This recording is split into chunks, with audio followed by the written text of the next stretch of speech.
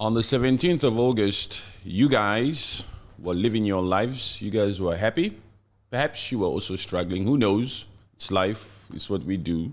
But on the 17th of August, in this particular country that says it's a rainbow nation, in South Africa, on a farm that a white man owns, a boer, you know those white dudes from back in apartheid days who still owns 80% of the land in South Africa. They had the audacity to come out here. I say they because there's probably 2 or 3 suspects. They had the audacity to unalive two women of color, 2 black women, let me put it that way. It's not trying to be too proper when an atrocity has happened here. We have to pay respect to those family and call these events as it is. It's racial tension, racial violence, farm violence in South Africa, where they unalived 2 women in Limpopo province. Limpopo is where Julius Malema is also from. Yes. Yes, these particular Boers or wherever they are, these white folks, these white owners, they really truly believe that they own some of these black folks over there. You know, even until this day, there's a lot of atrocities that are happening in these farms in South Africa that the news, that the mainstream media stays completely away from. Yes. Yes. They don't report it. They don't report it. They're not interested in reporting it. They're probably even told, don't report this. This is not supposed to make... You know, they have the audacity to even not show the faces of these freaking white folks that did this to these black women. Whoa. Their faces are being hidden. They're not being shown to the public for freaking safety. You freaking came out here and unalive 2 people, and now suddenly they need to think about your freaking safety. That is also white privilege. That is white privilege at its freaking highest core. Even the fact that this freaking news hasn't taken center stage, the fact that black South Africans out here taking the energy to talk about stupid stuff like freaking pageants, and they're so freaking quiet when it comes to this particular issue, where some people have actually been alived, people of their own freaking kind. Black South Africa is so freaking quiet here. One freaking black South African had the audacity to jump into the comment section on TikTok, where we post robust freaking conversations, by the way, and say, well, what's your problem? Those guys have already been arrested. Let's just wait. Let's leave it in the hands of the law. What's your problem? The problem is the fact that you freaking black South Africans are so quiet. 0 protest, 0 outrage, 0 talks. It's not even on freaking mainstream media. Only these independent media like News, African News and all this type of stuff. And people like us, Rules Voices, out here to freaking denounce this shit. Even some content creators all the way from the freaking US, from all over the place, from all over Africa, are the ones that are out here actually trying to spread the word. Hey, people, black South Africa, wake up. The world, wake up. This is what happened on the 17th of August. 2 black women unalived by white folks over there on a farm in Limpopo, in South Africa, and then had the audacity to still take their bodies and throw them into that stupid pigsty or whatever, feed them to pigs. That is disgusting. The remains. It's so disgusting. And the fact that black South Africa, really, they're ignoring it and just saying, it's okay, you know, the legal system will deal with it. No. You have to think of the audacity of that person to do that. And for what reason? There's no reason. There's no reason to unalive anybody. The entitlement. It's, you know, some of those white folks in that South Africa, they really consider those black folks as they subjects. These are my objects. I can dispose of this however I see fit. You know, there's a lot of crap happening in those farms, but those stories never come out. Some other fools will also come out here and say, yeah, but do you know the many atrocities that are happening in this country? Nobody talks. Hey, we know. And we will do our best to talk about everything. But this particular case right now, it's like event after event after event after event that proves that there's some shit happening in that South Africa, huh? Yeah.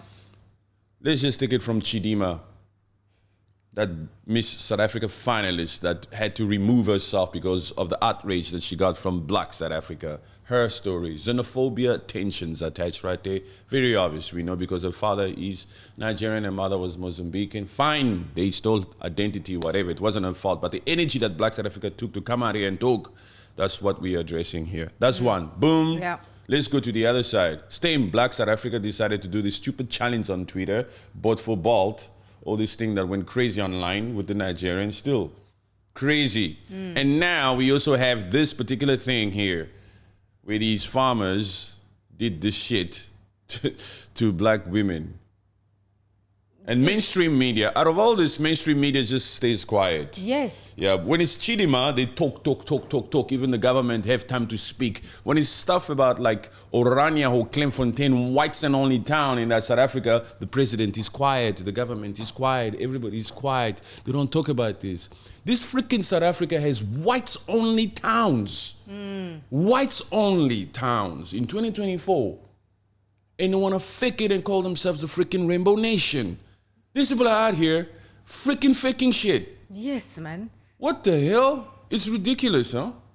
I mean, it's happening right now. There's whites and only towns in South Africa, and there's also freaking white farmers out here who feel the need to mistreat these black folks, these black employees. Yes. And mainstream media of freaking South Africa doesn't even have the freaking guts to come out here. They hide it. In fact, they even come out here and say we need to protect the faces of the freaking suspects. Don't. 2024, Rainbow Nation. Jeez, protecting actual people that committed a crime against somebody. How? Why? This is just proves that the system in South Africa needs to change. The fact that, the fact that they are just not talking so much, it's not getting as much coverage as it should. Yeah. That's what's the craziest part here. Yes. That's why some people are actually even saying, hey, when a white man commits a crime in South Africa, nobody talks about it. Not even the blacks.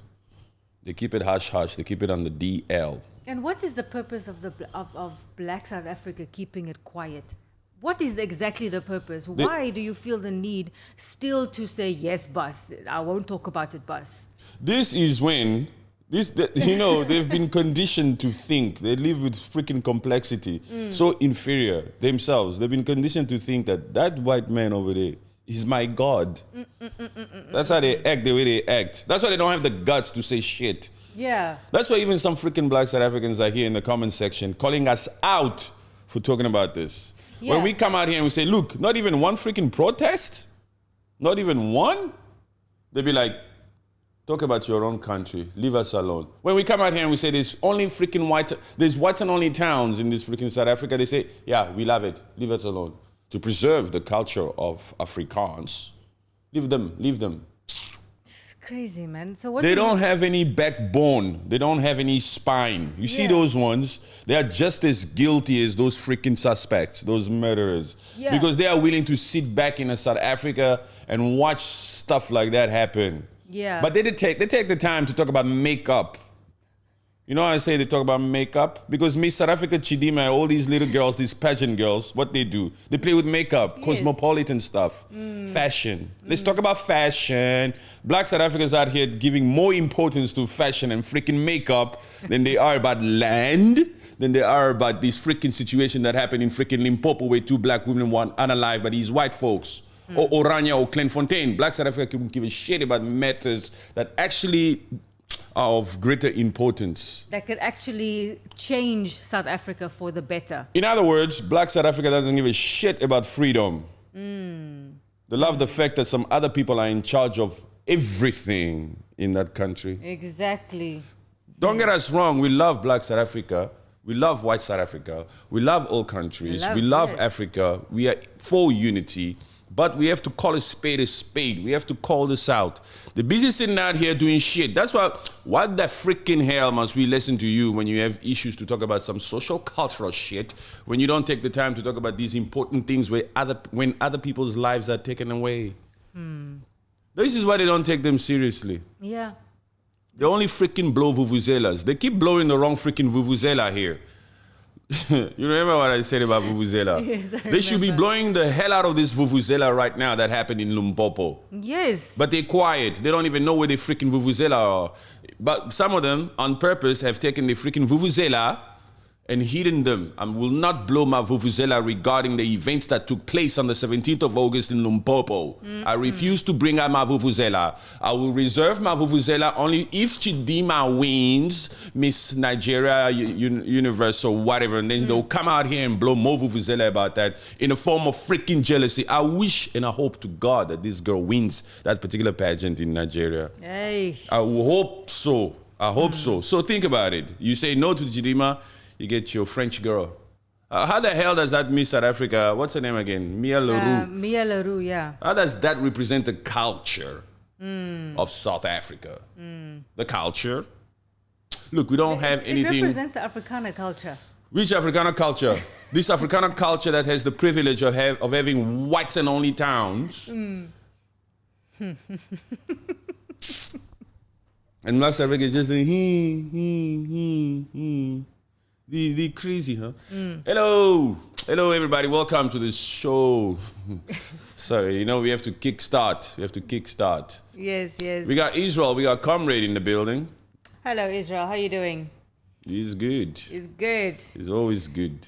Says those women who were unalived by Nigerians, if they had the opportunities, they would have tagged it on foreigners. Those women. No, I think he meant to say if.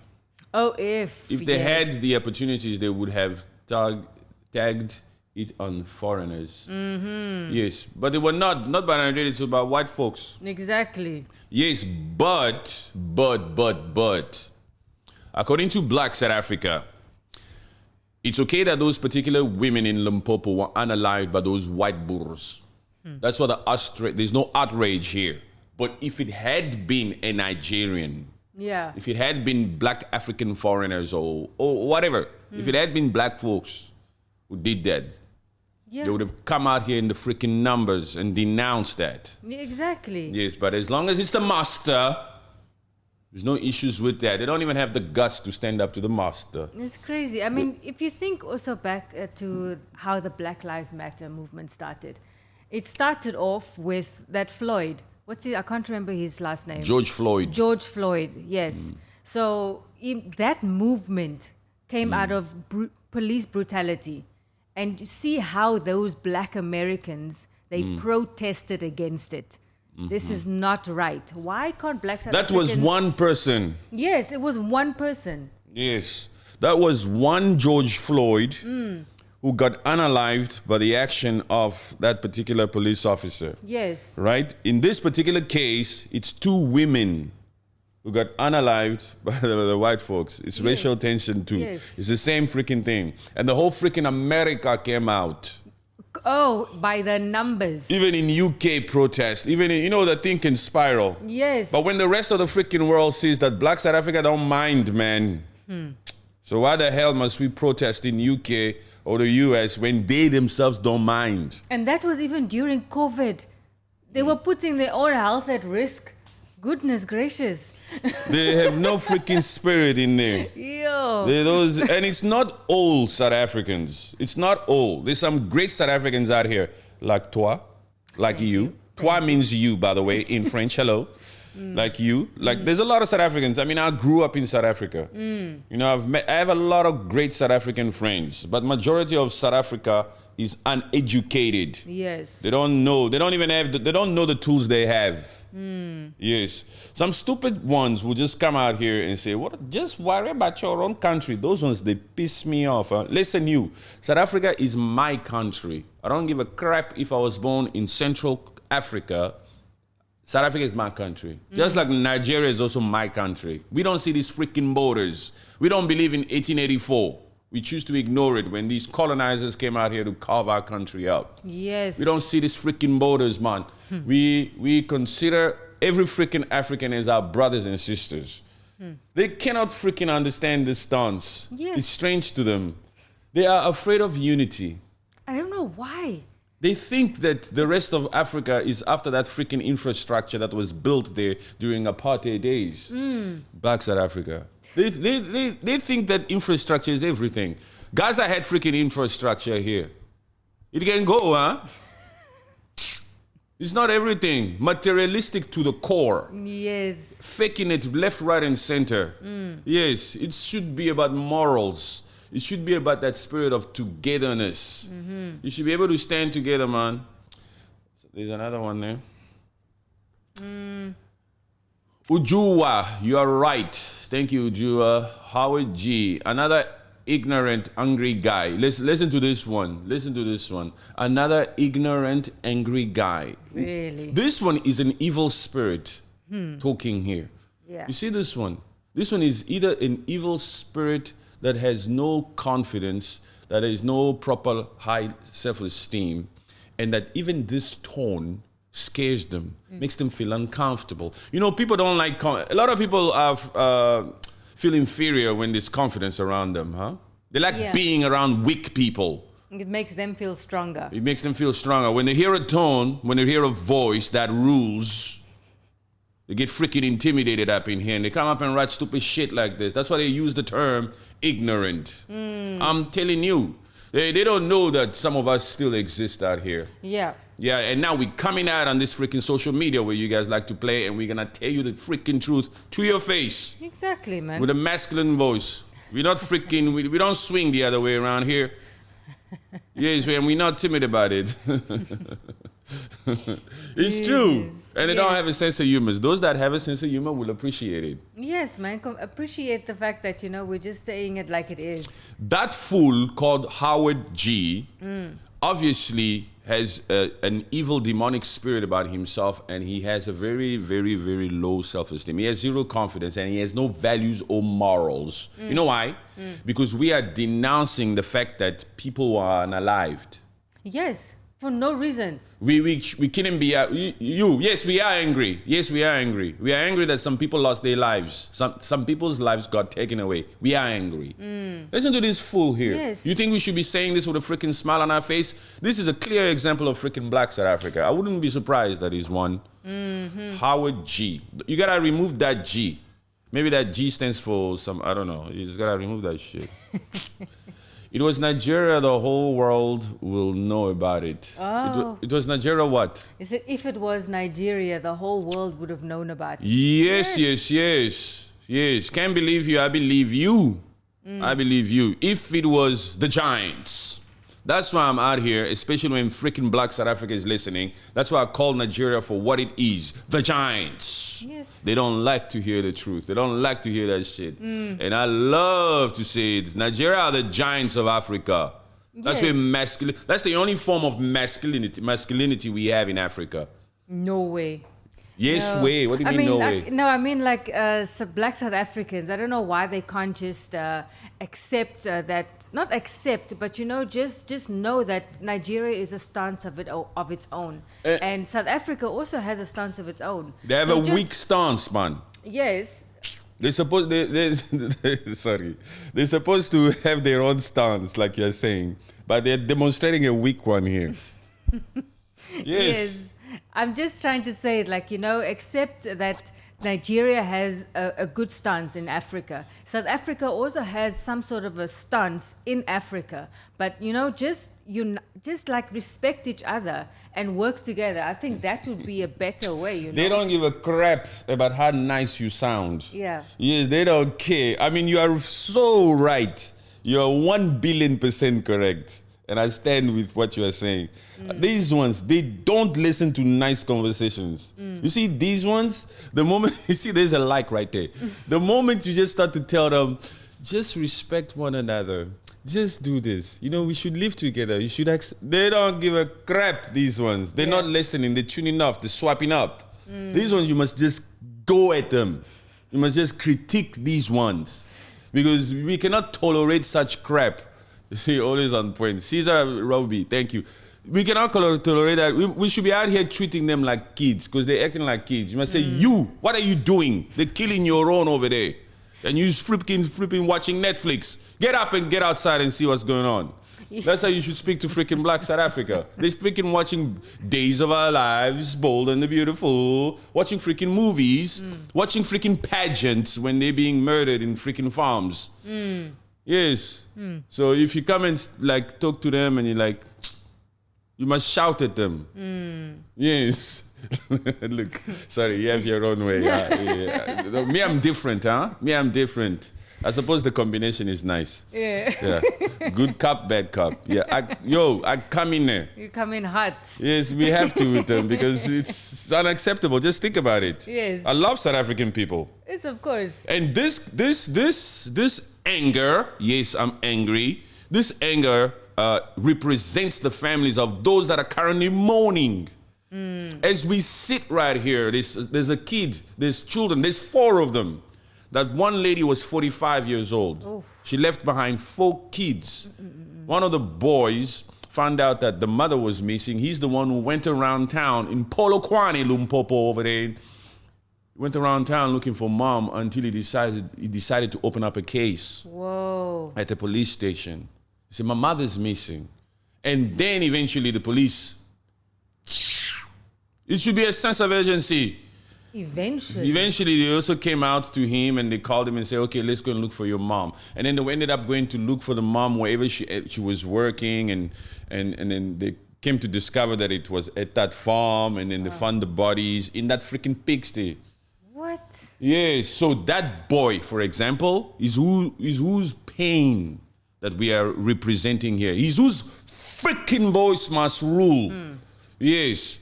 We want those 4 kids' voices to rule. We have to represent, you know, we have to speak for them.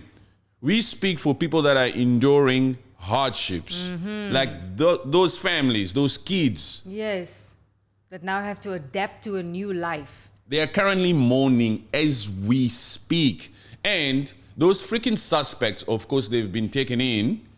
But on freaking Friday, the day after tomorrow, that particular court will decide whether they should give them bail or not. No bail, man. Just imagine. It should not even be a question. As soon as they're in custody, is no bail. Just imagine if they come out here and they actually give them bail.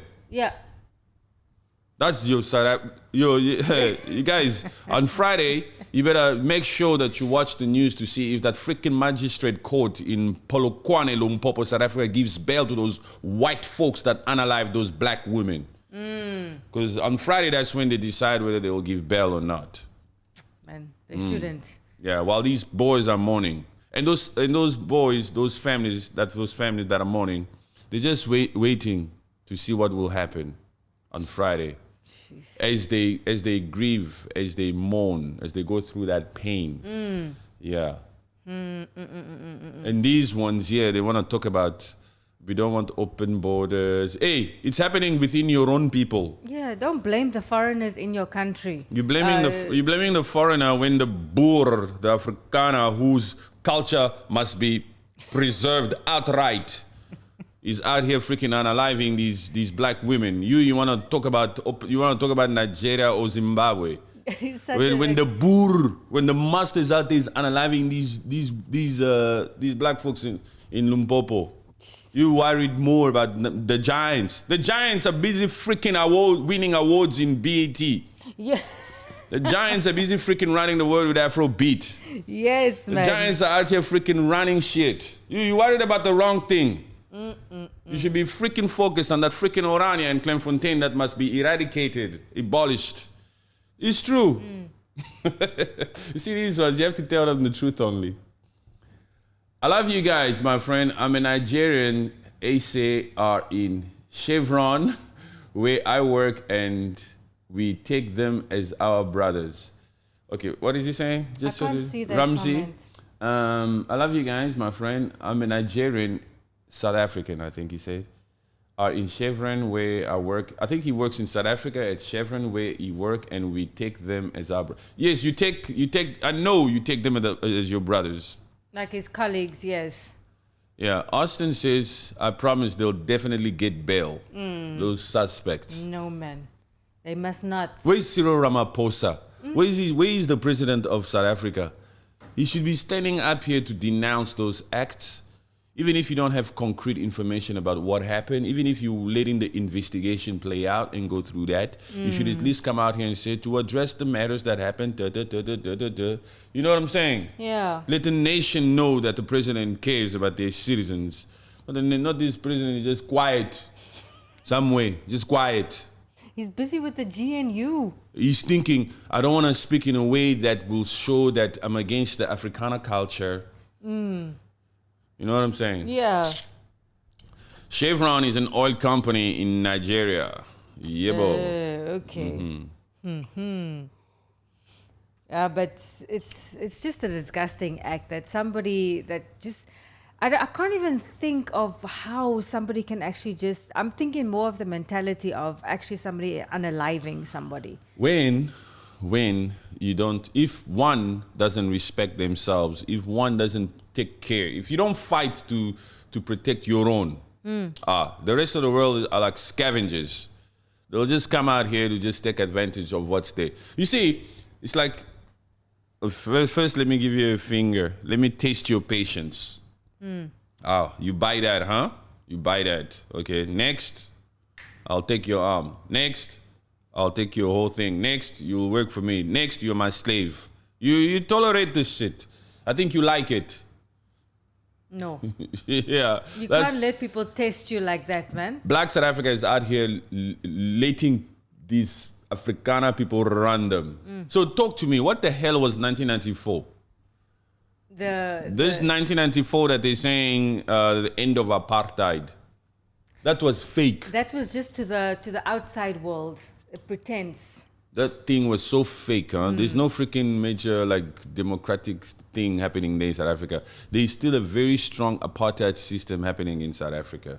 Just the fact that land is still in the hands of them, of the minorities, of the white folks, of the Afrikaners. Yes. That's why they can pick and choose and say, we'll take that land. Yeah, we'll take Confronting. That's ours now. It's to preserve our culture. And we don't want any black people here. Yo, they've literally said it. No black people in this town. There's a town called Confronting. It's in Johannesburg, Gauteng, close to Pretoria. It's called Confronting. It was established in 1992. But this guy called Carol Boshoff. A woman. Is it a woman? Woman. It's a man. Carol. Carmelo, Carol, or Carol Boshoff. Yes, Carol Boshoff. It's a woman. Really? Carol. It's the name of a woman. Besides the name, maybe I'm saying the name wrong. That was a man who did that. You want to tell me it was a Afrikaner white woman who established these towns? Yes, she was she's a descendant of Hendrik Verwoerd, I think. Are you sure about what you're saying? Carol Boshoff. Yes, yeah? Please. We need to get to the bottom of this because I love to speak with confidence. Carol. I don't want to give some misinformation here. We need to double check before I go on. I have my paperwork over there. It's supposed to. I think it was a man, not Hendrik Verwoerd. Come on now. It's a man, but why would you? Of course, it's a man. Of course, I'm right. But why would you name a man Carol? Is it Carol or Kamal or whatever? It's C-A something. C-A-R-E-L. It's a man.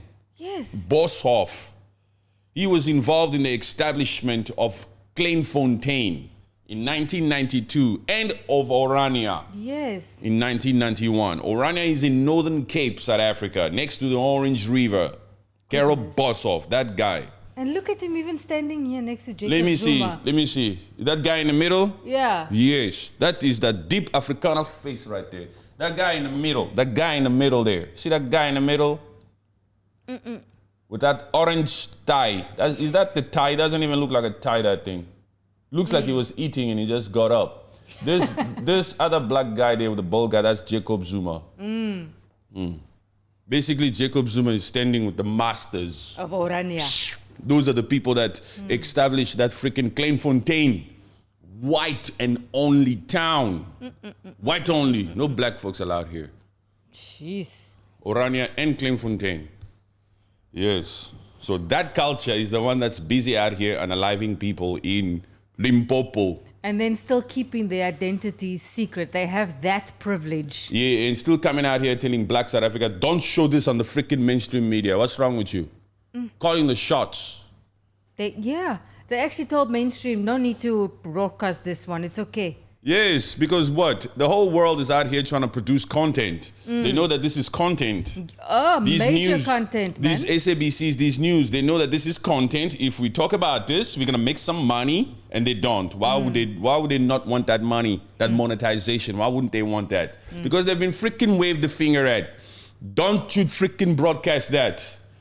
It's gonna cause an outrage. It might cause these black people to come out here and create some shit. Just keep it on the DL. Keep it on the down low. I'm telling you. It's crazy. It's crazy, crazy, crazy. Where are the black, sad Africans living in South Africa? They are now hiding their shameless faces. Yes, shameless faces. I don't even Some think, of them, yeah. No, wait. I don't even think that they are hiding. They are just ignoring and going about their lives, going to their little dinners and little things that they're going, but they are not hiding. They're just choosing to turn a blind eye to these things. Say it's not affecting my life directly, so why should I care? Some of those black South Africans are busy drinking in different shebeens. Yeah. While they should be out here mourning, standing up for these particular lives. That got taken away in Limpopo, these women, these two women on that freaking farm, by that culture that's doing its utmost best to create different freaking parts of Africa to preserve this criminality type of culture where you feel the need or the entitlement to take other people's lives away and to feed them to pigs. Even that act, feed them to pigs. Yo, guys. We keep it real, huh? Guys, just think of that. You unalive someone and then fed them to pigs. Jeez, that is such a... Evil. Yes. Demonic spirit. I mean, you're dealing with an evil, demonic spirit that's out here to say, we don't want to live with you. We will create our own town. And we will... EFF, what does the EFF want? Repatriation of land without compensation. The EFF is out here with Julius Malema saying that most of the land that these Afrikaners got for free must go into the hands of the states. What is he saying? We want to be in control of those farms. Yes. We want to be able to know what's happening there, and utilize these farms for the good and better of the country. This particular freaking Afrikaans culture is out here saying no. The DA, who's now a part of the national government of national unity, is out here saying, no, we will protect the rights and the belongings and possessions of the minority for them that got it for free. You understand what I'm saying? That's what the hell is happening here. So they don't want to let go of this land that they got for free. They want to be able to utilize them for their own private purposes and to be able to partake in hobbies like these, where they can come out here and mistreat these black folks in Limpopo. Yeah. And just, and the mainstream media must shut up. Yeah. They belong to us. They belong to us. We do with them what we please.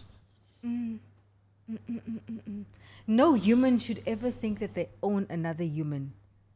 To have the entitlement to do that, and then to waken a hide.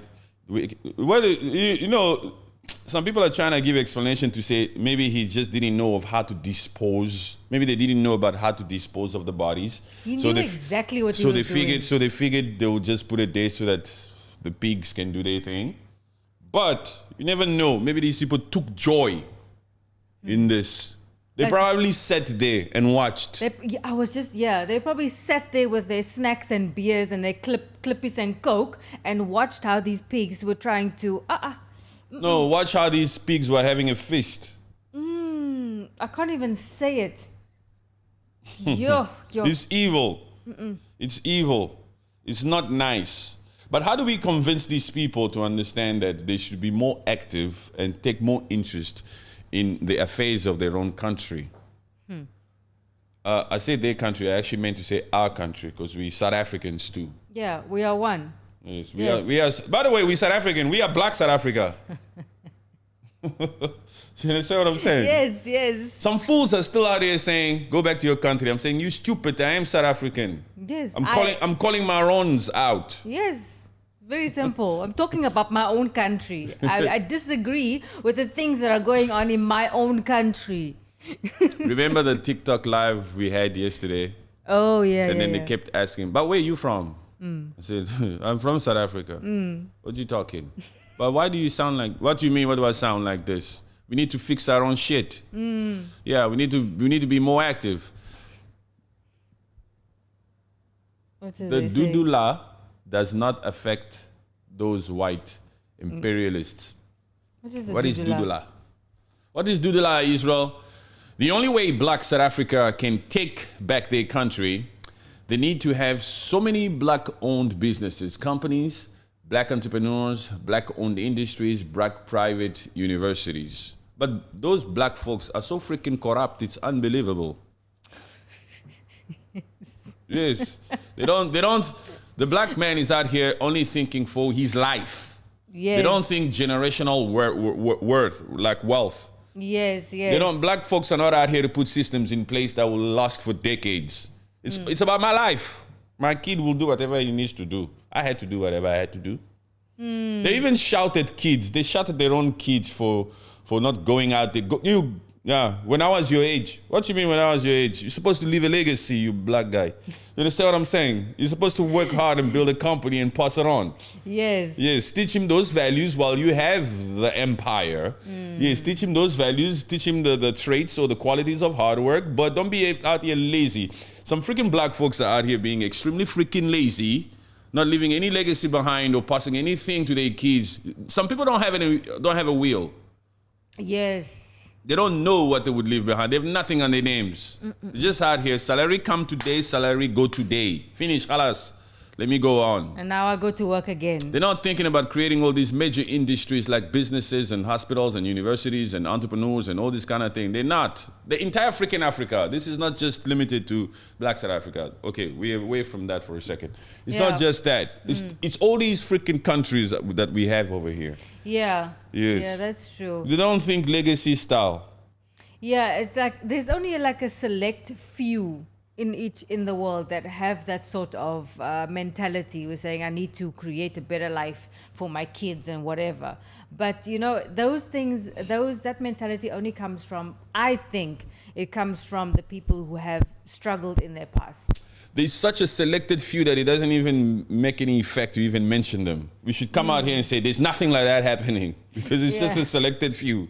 If you want to give them selected few benefits or credit, some people will start to think like, that's I'm me. one of them. No, nobody has. Even if I did it, if I'm the only one who did it, we reserve to say it doesn't exist.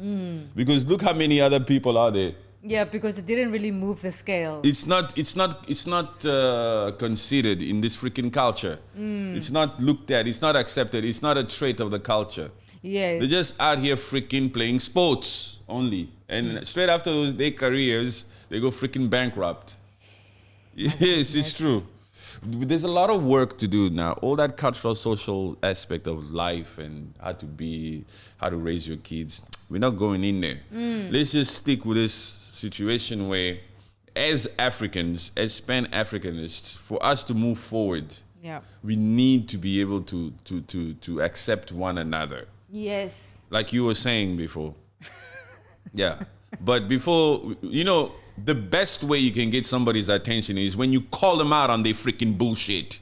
If you're out here just looking at what the good that they do, if you're out here just to give them freaking compliments, they don't listen. Yeah. When you see a celebrity walk out of a specific building and they're about to enter into their car, they got their bodyguards and their entourage surrounding them. You as a freaking fan or a paparazzi, when you approach and you say, "Oh, Kim, you look so beautiful." You know what Kim does? She just goes. She doesn't freaking acknowledge that freaking compliment. She just goes. It doesn't move her. But if you are to stand there and say, "Kim, why did you put those shoes? Not those shoes." I bet you, I guarantee you, Kim will do this. And when she'll be in the car, she'll say, "What's wrong with my shoes?" "That one." She'll even look back. "That one told me my shoes. This was not the shoes." And then she'll speak on it. If she was on her way to a freaking show, she'll say, "Somebody told me that my shoes was not right." That's how you get people's attention. Forget about the freaking compliments for now. Yes, exactly. So you have to come out here, because Black South Africa will only listen when you confront them on the freaking Afrophobia that exists over there. Ugh. That's the only time they will listen. If you come out here and tell them well done for the 4 freaking World Cup champions that you guys got, they're not listening. Yeah. They feel entitled. They feel like you shouldn't come to this country. You have a lot. We have accomplished a lot. No, you haven't. Complete arrogance, actually. The only reason why that rugby team of South Africa won those World Cup is not because they're so freaking talented. No, it's because most of the freaking resources were given to that freaking organization. And why was the resources given to the rugby team? Because that freaking sport belongs to that culture. Yes. Yeah, so they say you have to designate a lot of money and resources to that culture. So they've had the resources to practice, to do the needful, all those sports science, whatever, psychophysiotherapy, all of those things that these other sports don't have. Where these black folks look at the swimming, look at the gymnastic. It's only these particular sports where that particular culture takes very much interest in is flourishing. Yes, yes. No, what soccer? Where's the Bafana Bafana? Remember? You remember Bafana Bafana? That's we only heard about Bafana or South African team during FIFA 2010. After that, you didn't hear about them anymore. You know why? Because it's a black man's sport. Yeah. It's a black South Africa type of sport. Even the name, Bafana. No more resources coming there. Only the books. Only the books. We'll put money with the books. Not with this Bafana. And the cricket. And the cricket. Yes. The Hansi Cronjes of the days. You see? Aye. Let's pump money there. That's the culture. Let those people represent South Africa. Mieleru, remove this Chidima. Quick. Mieleru, come. Here. You stand here. You represent South Africa. But South Africa is mostly black. We don't care. You represent the 7% of this freaking country. Yes. You will represent the 7% of this country that looks like you. Forget about the 93. They don't mind. They will keep quiet. They will just say, they will accept it. They will worship you. They will worship you. Yeah. They won't say anything. They will just accept what we decide. They don't have a choice. When this channel blows up and they finally get to watch these freaking content and they make it this far in these live stream, that's when they'll start to know that, hey, some people are out here talking the truth. That's when some of those ones will actually be out here and say, hey, these ones, they don't beat around with the truth, huh? Because you know what's the best product? It's the truth. Of course. Authenticity. Yes. Being real with the people. There's a saying, the truth will set you free. And the truth freaking hurts. Yeah. Yes. Yes, we want to set that black South Africa free. Yes. We want to set our people free. We can only set our people free with the freaking truth. That hurts. You freaking black South Africa, you are out here giving a shit too much about makeup, pageants and all, when you should be giving a damn about the land you live in. Look what's happening in Limpopo. Some people feel entitled over there to come out there and take other people's lives away and feed them to pigs. Black South Africa, wake up. It's the truth. It hurts, doesn't it? It hurts, huh? Wake up. You are sleeping. Yes, man. You sounded like little like we did in school. Like like we're making fun of you. It's true. They're sleeping. Yes. All right. 43-minute intro. Yo. Now let's pick up the paper. Okay. Pam pam. The tragic event that took place in Polokwane Limpopo, South Africa on August 17th, 2024 involved the brutal killing of 2 women. Lokodia Ndlovu, 35, a Zimbabwean national, and her South African friend Maria Makwato, 45. The woman, along with Ndlovu's husband, Mobuto Nkube, was searching for discarded food at a dump site in Overfight Farm in Sabayek when they were attacked by the farm's owner, Zakaria Oliver, and his employees, Adrian Devot, 19, and William Musoro, 45. Lovu and Makroto were fatally shot, and their bodies were gruesomely disposed of in a pigsty on the farm. while Nkube managed to escape despite sustaining severe injuries. The incident shocked the community, and the suspects were quickly apprehended by the authorities. The charges against them include murder, attempted murder, possession of an unlicensed firearm, and defeating the ends of justice. Musoro faces additional charges under the Immigration Act. That is disgusting. Yes. And a 19-year-old. So already they had a messed up way of life. Yeah. These particular women, that they were searching for food. In discarded places. Searching for food. Already they were living a crazy life. And then for them, and now, like they were already, and now their children are there, left to fend for themselves. Even in that state that they were in. So they got up and they said, let's go and look for food. Yeah. What can we do? Let's go and look for food. We need to feed these kids. And then when they got there, that happened. Now, you who's watching here now, if you are ungrateful about anything you have, there's something wrong with you. I am very grateful for this pillow. I'm very grateful for this pen, for this glass of water, for this mic, for this opportunity, for this podcast, for this space, for this moment in time, just to be able to sit out here and have the luxury of picking up this cup of coffee.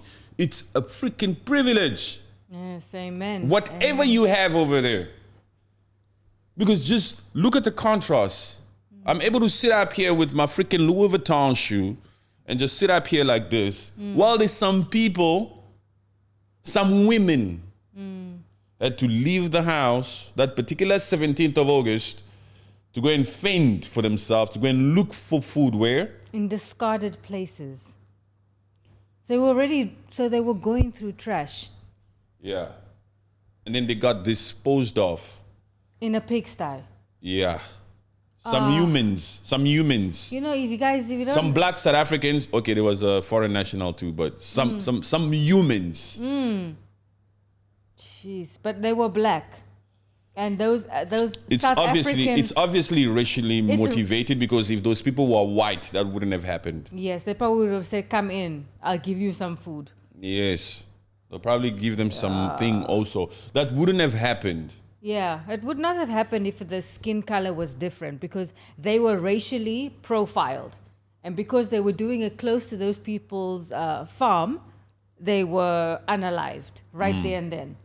And then disposed of in such a manner which is inhumane.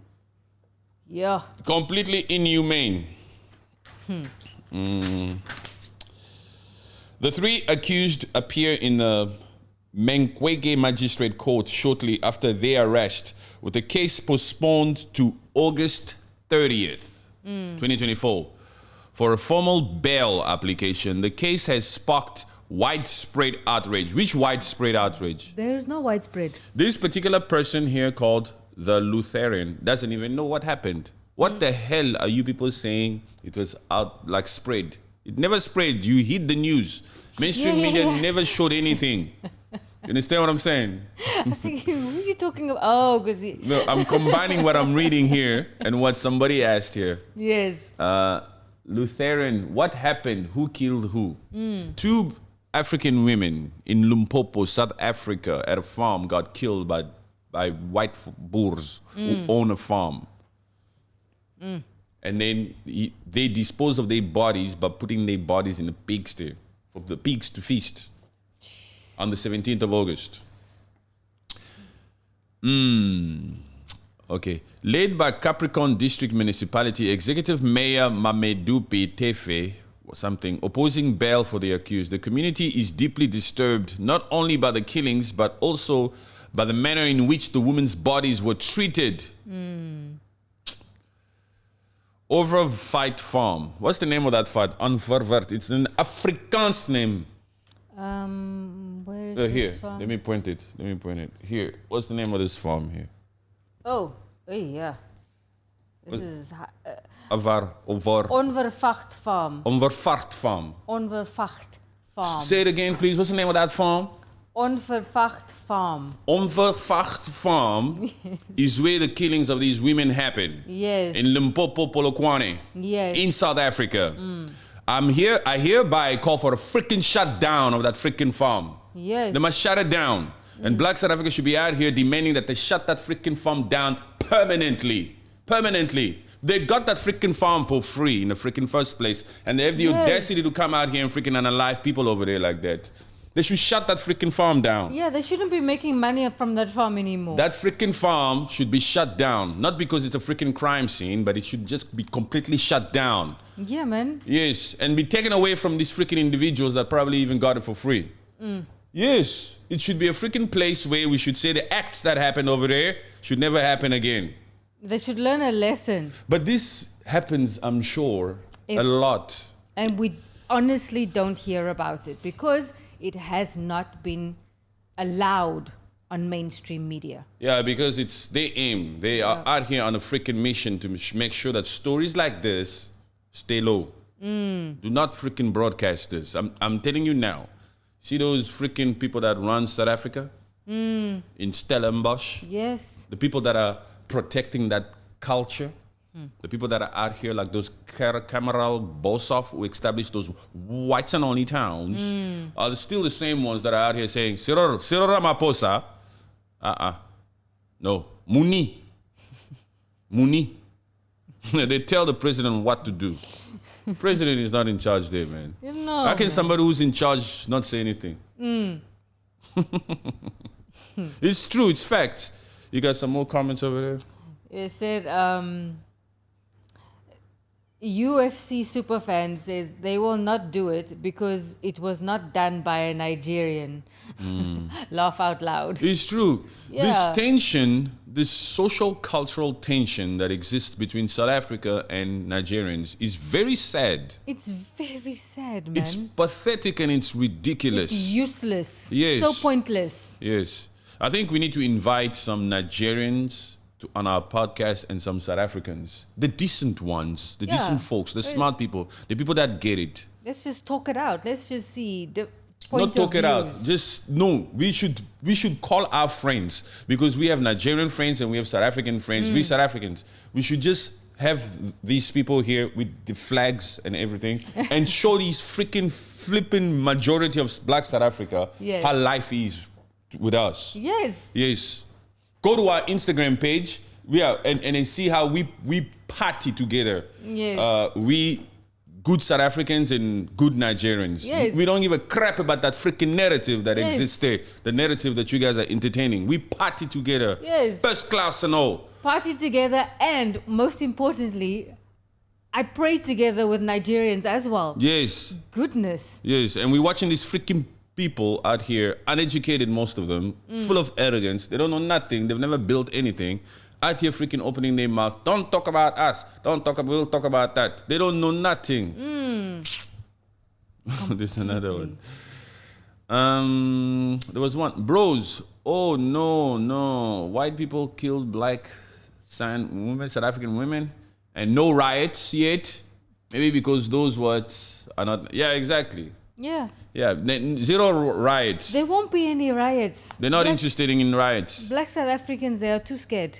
Black South Africa is busy watching Chidima's case closely. Yeah. Yeah, they're too busy watching Chidima's case closely. Although she's in Nigeria, they don't have time to protest for this. Yeah, they couldn't care less. When you check the data, there are only 600 Nigerian in jail. Yes, that's the other thing. There isn't a lot of Nigerian people there in these prisons, in these Paul's Mall, and all these prisons, these jails, these correctional facilities. Yeah. Oh, talking about correctional facilities. What? And jail places in South Africa. The new minister of correctional facility is a white Afrikaner. They put a white Afrikaner in South Africa. This government of national unity put a white Afrikaner as the minister of correctional facilities. Yeah, and he only wants to speak Afrikaans. Yeah, he only speaks Afrikaans. Oh, he won't speak English. He's the minister of correctional facilities. Now that is a stanza. That one, I'm sure he lives in Orania. I'm sure. He's saying to himself, these black folks will stay in there. Will stay in there, not moving. Which ones were on for parole? Take this thing back to the thing there. Nothing like that is happening. What do you think he's thinking? I mean, look at that thing that happened with that Zimbabwean, and they put it on, say, we are living a good life here. Yes. He says, this is not going to happen. Not under my watch. Uh-huh. I will make sure that all these freaking people stay inside. Yes. And we're going to go as far as removing certain freaking perks. Yes. 3 phone calls a week, make it 1. Yes. Yeah. Cyril Ramaphosa is not thinking, huh? He's not thinking. He's being told what to do. Yeah. Because he's a puppet for the Oppenheimers and the Ruperts, the white folks who run Stellenbosch over there, the people who are actually in charge of South Africa. The minority. You know who's in charge of South Africa? It's the people who own South Africa. You know who owns South Africa? The people who own the land. Who owns the land? Yes, and that is not the white black people. South Africa. It's the white people. So they are the ones who are in charge. Yes. Cyril Ramaphosa is a president of what? Of South Africa. Who's South Africa? Do you own it? We're talking about land here. We're talking about the ground. Where are you standing on, man? You're standing on this thing. Where does the plane land here? It lands, right? Yes. Yeah, that thing, this whole thing where you stand, where you get up on, where you walk on, we own it, man. We own the ground. So you cannot tell me that you run this country. What are you running? What are you running? We own the ground. You don't run my land.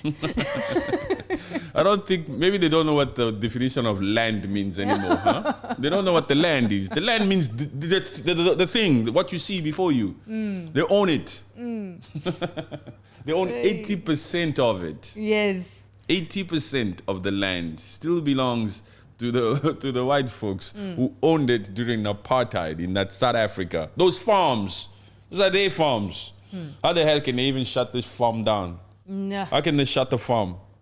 It's not yours. You don't make the decisions on my farm. Yes.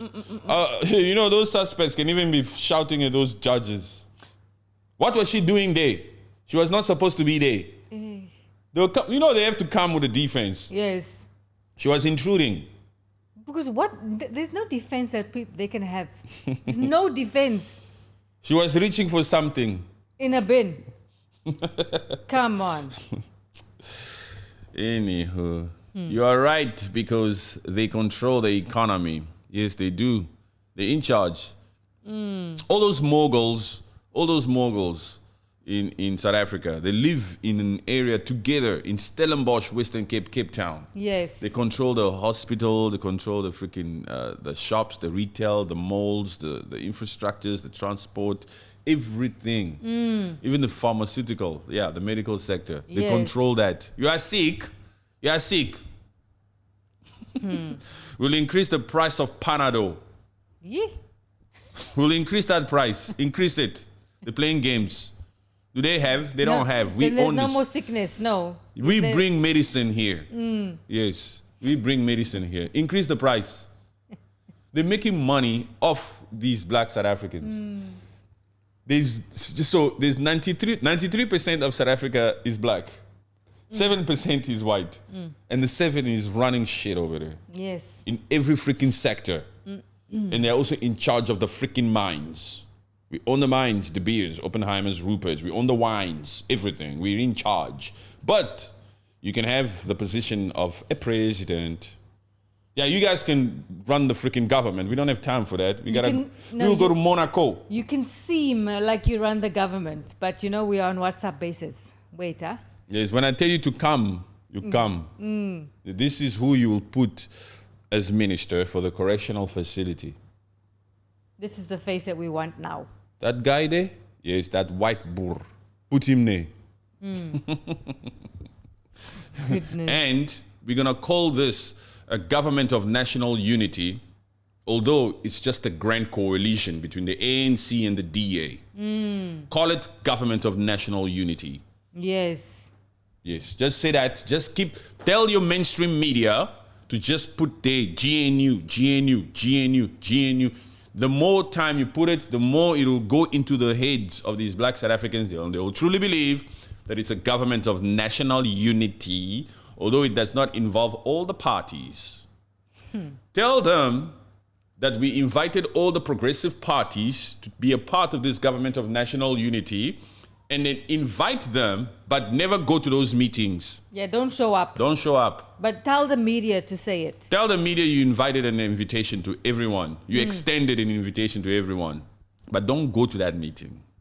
We don't want the Progressive Party part of this GNU. We don't want you to form. the only progressive parties we want are those that are willing to act like our puppets. Even the ones that we sponsored, like the Inkatha Freedom Party, the IFP. Yeah. Yes. Put that to fool the masses, to show a little bit of balance. But we know that their freaking vision goes nowhere because we sponsor them. We're the lobbyists around here. We are the richest people in Africa.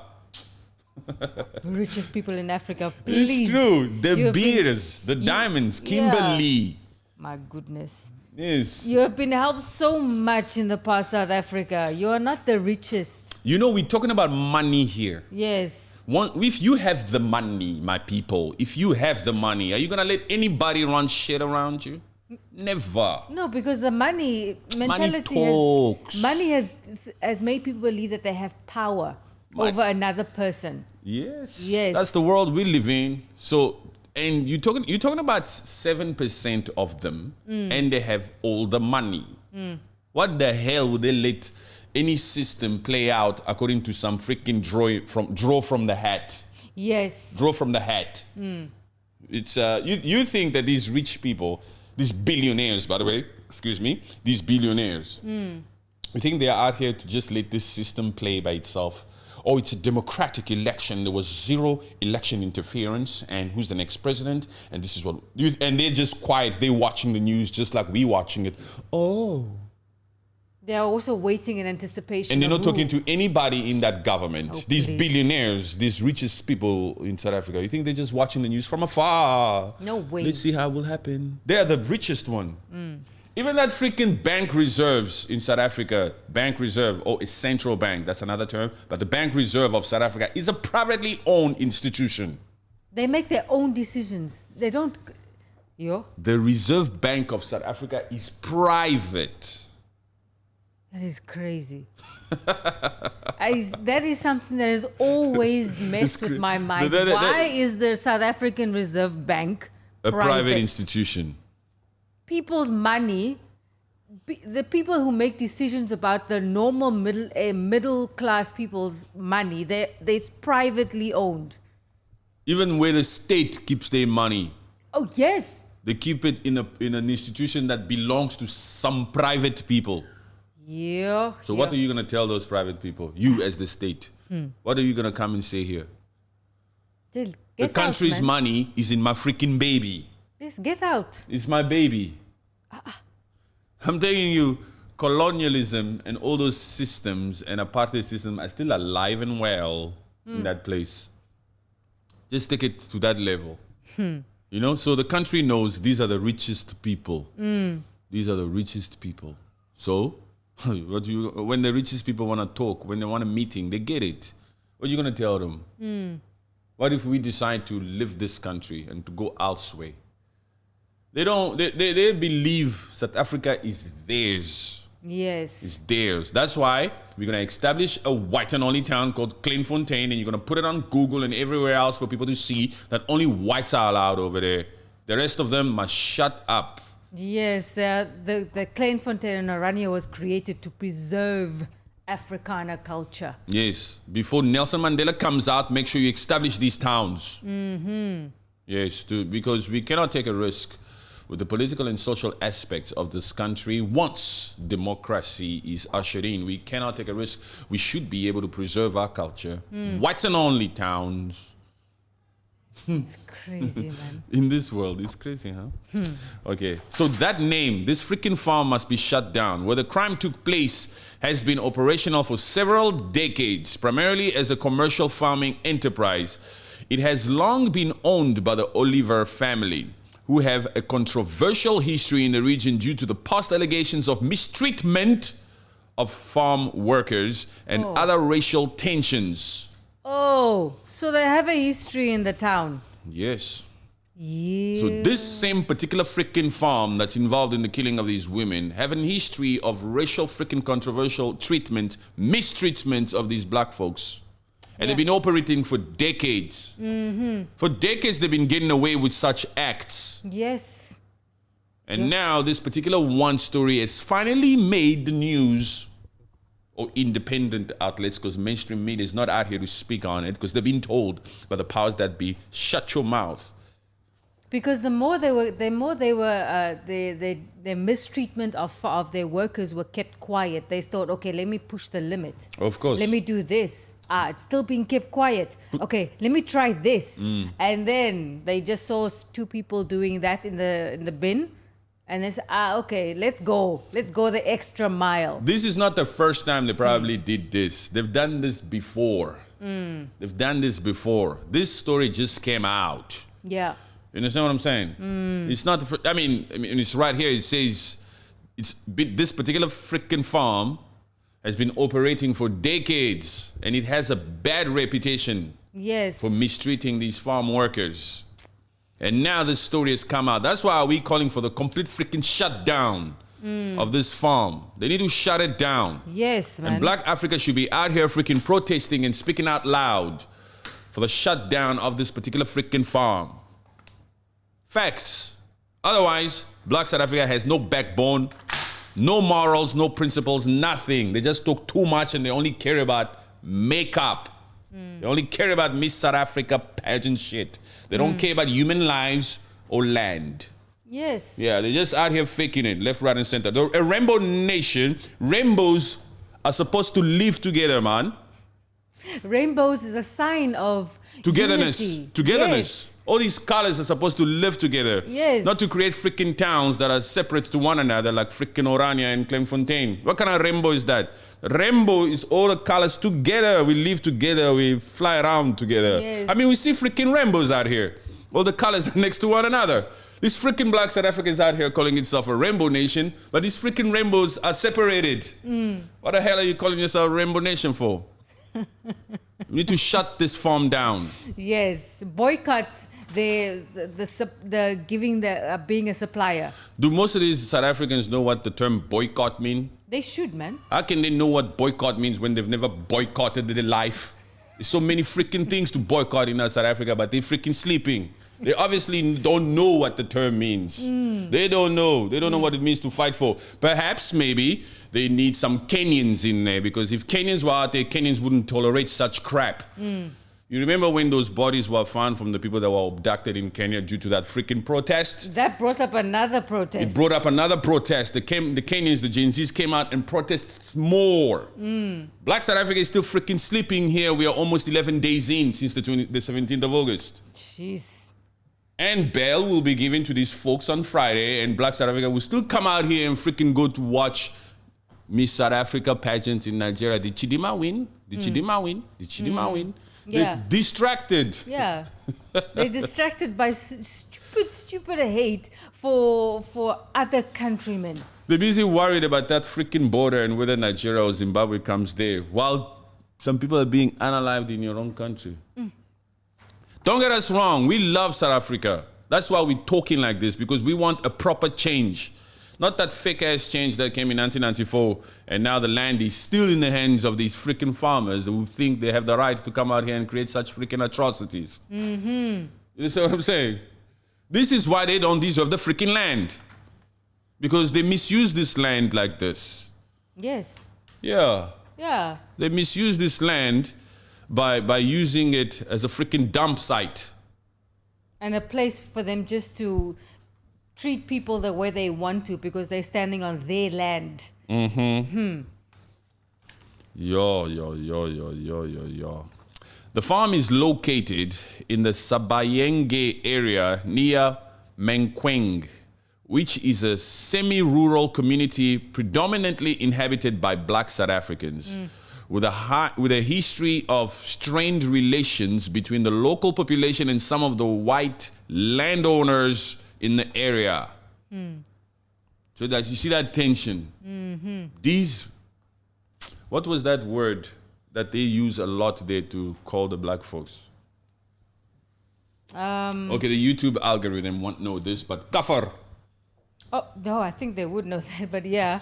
Would they know that? They would know that, YouTube algorithm. Yeah, yeah. I said kafar. Coffee. Coffee. Yes. Yeah. Yes. Those coffees. Coffee. Yeah. What Coffee are those coffees doing there? What are those coffees doing there? Yes. That's the type of tension that existed in those communities. For decades, they've had that tension between them. What are those coffees doing there? Yeah. Tell them to get out of there. The words that these people come up with to call, They don't play games with their feelings, huh? Yeah. These Afrikaners, they don't play games with the true feeling of how they feel about these people. Yes. They've come out here and said, this is what we will call you. They've come out here and said, this is a white-only town. And they are participating in acts like this where for decades, these black employees or black people, these communities that full of black people that are in their surrounding areas are being mistreated left, right, and center. And it's sort of just been like swept under the rug. Like, it's okay. It's just another farm mistreating their workers. Never stopped happening. Yes. For them to say for decades it's been like this, it's only been 3 decades since that 1994. So that means it never stopped. Yes. Some of these people who live in these areas, these rural areas, have been experiencing this all their lives. It never stopped. There was never a break.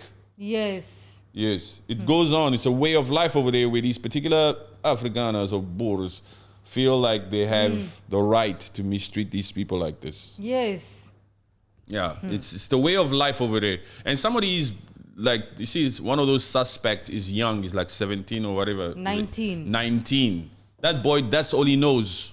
That is the shocking part. 19 and you have that mentality. So it's like you grew up with that. It is taught in their house, in their culture. It's in the fabric of his veins that's how you treat that skin. Yeah. In this... You don't respect that skin. That skin has no right around here. You are the master. You're in charge. And you carry that unlicensed firearm with you if you have to. But these ones, they are animals. You have to protect yourself. Protect this life, protect this household. This land is yours. You got it from your ancestors. Understand? Yeah. Like Fastan? Comiso. It's true. That's how they brainwash them. That's how they brainwash them. Yes. Those boys. And you can see it on those boys' faces that this boy is not listening to anything you're saying. He's just there with his own vendetta. This is what I've been taught. This is what I know. This is all I know. I don't like this skin color. This incident has further exacerbated racial tensions in Limpopo, a province that has witnessed several similar incidents of violence involving white farmers and black residents. The crime has drawn national and international attention, highlighting the persistent issues of racial inequality and violence in post-apartheid South Africa. The community has called for a thorough investigation and for the justice system to ensure that such heinous acts are met with the full weight of the law. They've been calling for this for decades, man. Yes. You haven't done anything. The only reason why you people are now finally out here trying to say something, they actually don't even say anything. We are the ones talking. They haven't said, it's been quiet. What the hell are they actually going to say? We just need that particular farm to be made an example of, to shut it down. They need to shut that farm down. Yeah, you need to halt all operations in that area. In that Black South farm. Africa, you need to boycott. They need to shut the freaking farm down. Oh, what's up, man? Yes. Show some spirit. Show something. Show something. Say something. They need to shut that farm down. That's the only thing. It's been happening for decades in left, right, and centers in different parts of South Africa. Yes. They need to shut it down. Oh, they need to shut it down.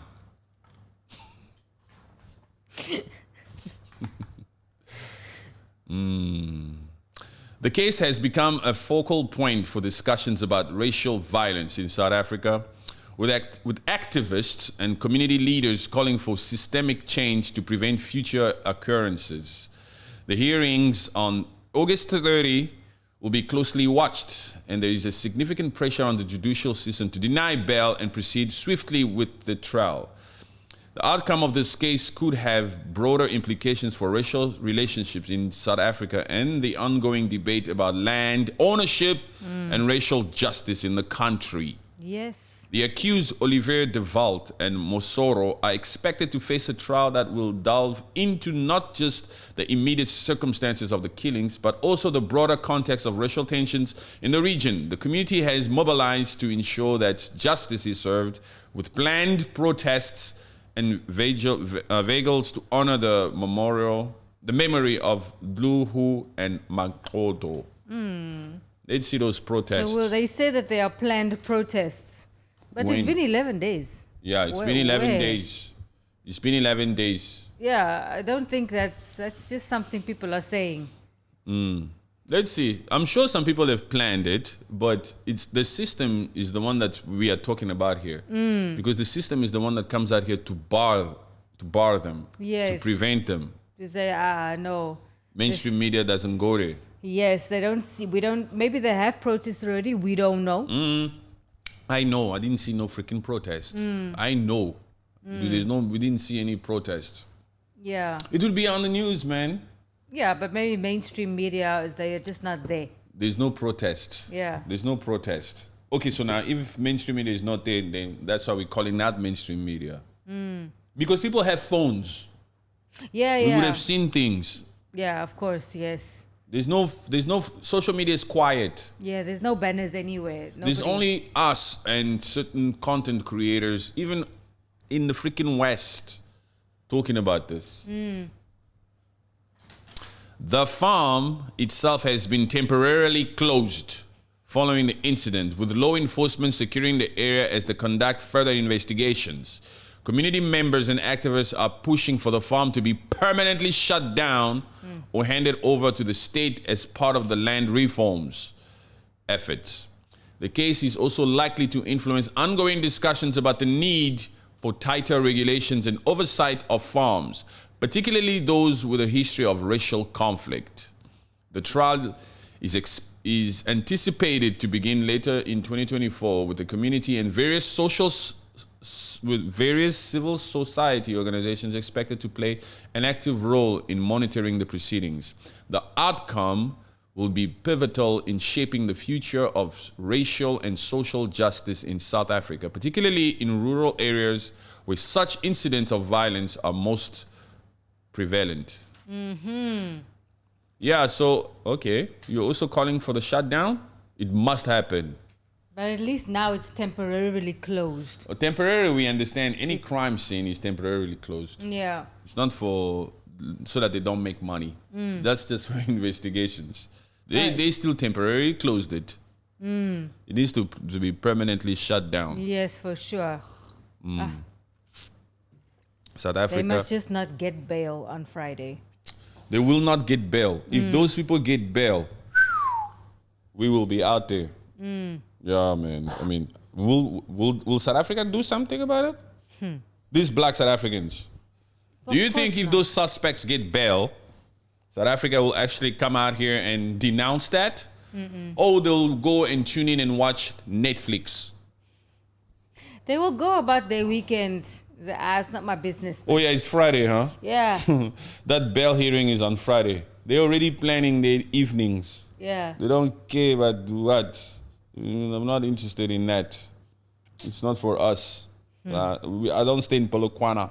I've never been to that Limpopo. It's not my business. It's not my business. Let other people do it. I need to go jiva. It's time to jiva. It's weekend fun. And they have a lot of songs that talk about the weekend. Yes. Weekend. Brenda Fassie used to talk a lot about the weekend also.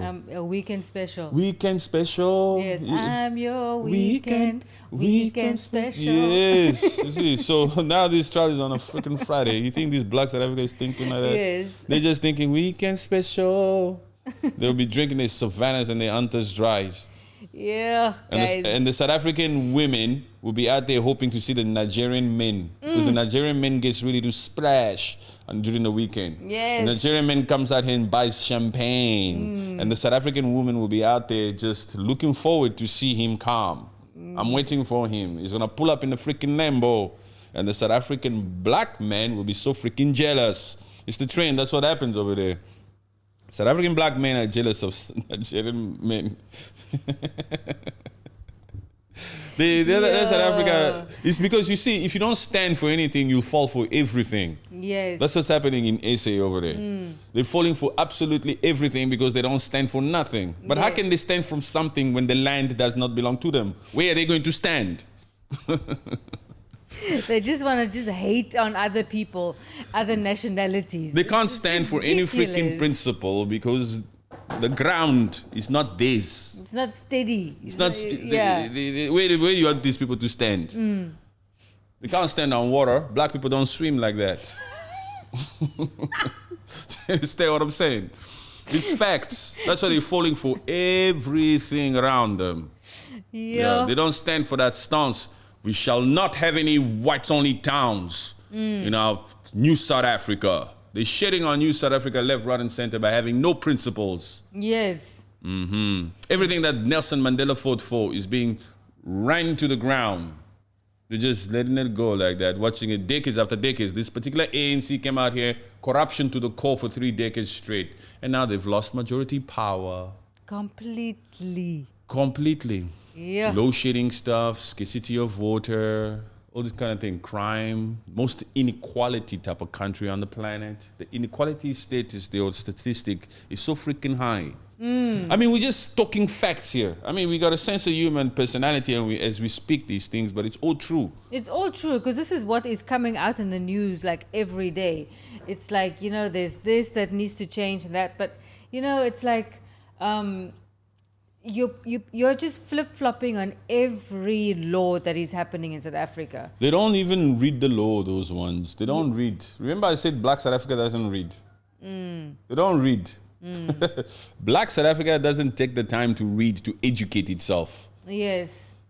It doesn't know what happened in the past, especially between different relationships with different countries. They don't know. Guys, yeah, relationship with different countries. I mean, there are countries, the country that you are disliking the most.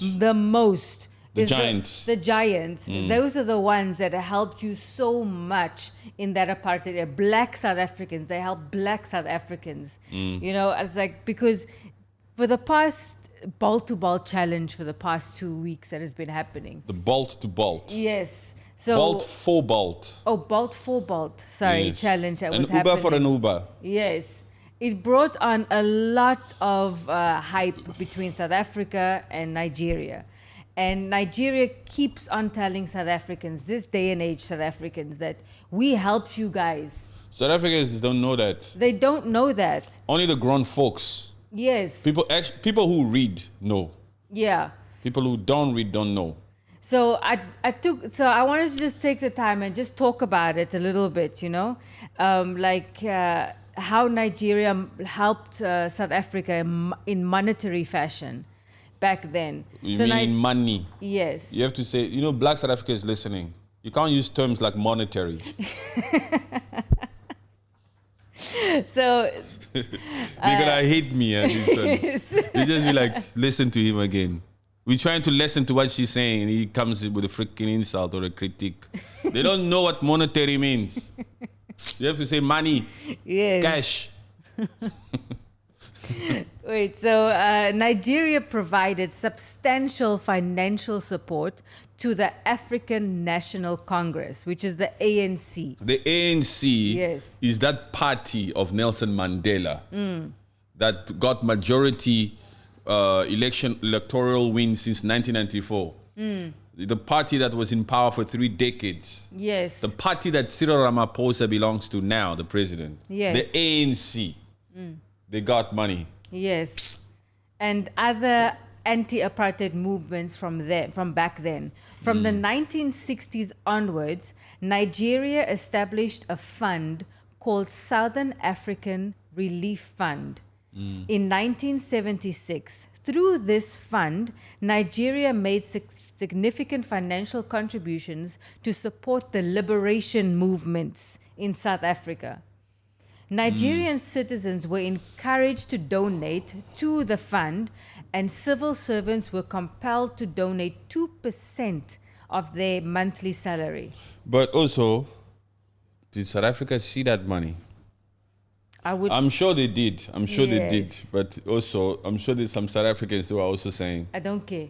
No, not I don't care. We all know the reputation of Nigerian. Maybe they use that money for their own corruption. You want to tell me that all that money came to us? Of course, there's two sides to every story. But back then, 1960s, come on. Corruption has always existed. Corruption is not a modern thing. I don't think so. I don't think so. No, I know that they gave money. It's an undeniable fact that Nigeria supported the cause. Yes. To abolish apartheid systems. Yes. But it's not everything that went. I'm sure, man. I'm sure something you think went Nigeria? into that. You think Nigerian politicians just went like this? Thank you, take. Thank you, take. They went, thank you. I can also eat something Take here. this first. Not everything at the same. Take this first. Keep giving. Keep giving. Okay, send some first. Send some first. Let's talk more. It's not just a stream like this. But we understand. We understand. We appreciate the cause. Yes, of course. I know. Even from the citizens. Actually, all the money that the government owns is from the citizens. Yes. From the taxpayers' money. But here they say they took 2%. 2% from the civil servants, as in, the police and things like that. Yeah. And then the Nigerian government itself contributed millions of dollars. Over $10 million was raised in total to support the ANC. And there was also an education fund that was established to provide scholarships to South African students who fled apartheid. So between 1976 and 1991, thousands of South African students benefited from that initiative, which included a fully funded scholarship for education in Nigeria. So South Africans were studying in Nigeria? Yes, for like maybe 19 years. Yes. These South Africans who are out here with full hatred. For Nigeria. For Nigerians. Jeez. These puppets are also not doing a good job. In recognizing that and saying that, or portraying that in the media right now, to say that Nigeria and South Africa united politically somehow. Yes, I'm sure politically there's some ties, but they're just not doing a good job to address these tensions that exist on a social cultural level between the citizens. Then there's no incentives, there's no things that they are doing that helps promote like a spirit of unity between the two. Yes, that's true. There's not much that they're doing, man. They just living their own lives, these puppets. Yeah. I also read somewhere that, South Africa, they have a very good South African stores and in Nigeria, like ShopRite, Standard Bank, and there's something else. There's also those are private. Those are private stuff. But they are South African-owned, South African businesses. Yes. They have a very good market in Nigeria, but Nigerians have not had the same privilege of having that in South Africa. Nigerians are able to look at South African-owned entities in Nigeria and leave them alone. Yeah, and support them wherever we're required. That there's no sort of hatred or dislike for them in that country. Yes, Nigerians are not out here to vandalize things and to take it out. Look, at the end of the day, even for some Nigerians, those are like small money. Nigerians are entrepreneurs. They go-getters. They go out there and make things happen for themselves. Yeah. And we're taking it all the way down to the grassroots level. Individuals. They are out there trying to fend for themselves, to try to make something of themselves. They're not out here complaining to the government all the time. Yeah. Now, of course, there's people saying, yes, the fuel prices are high, economic, and all this fine. But when you just look at the cultures, from what you know, Nigerians are go-getters more than South Africans. Yeah. So they're not going to be out here really, thinking so much about the stuff that they appreciate those businesses, those South African-owned businesses that are in Nigeria. They appreciate them. It's a form of developing the nation also.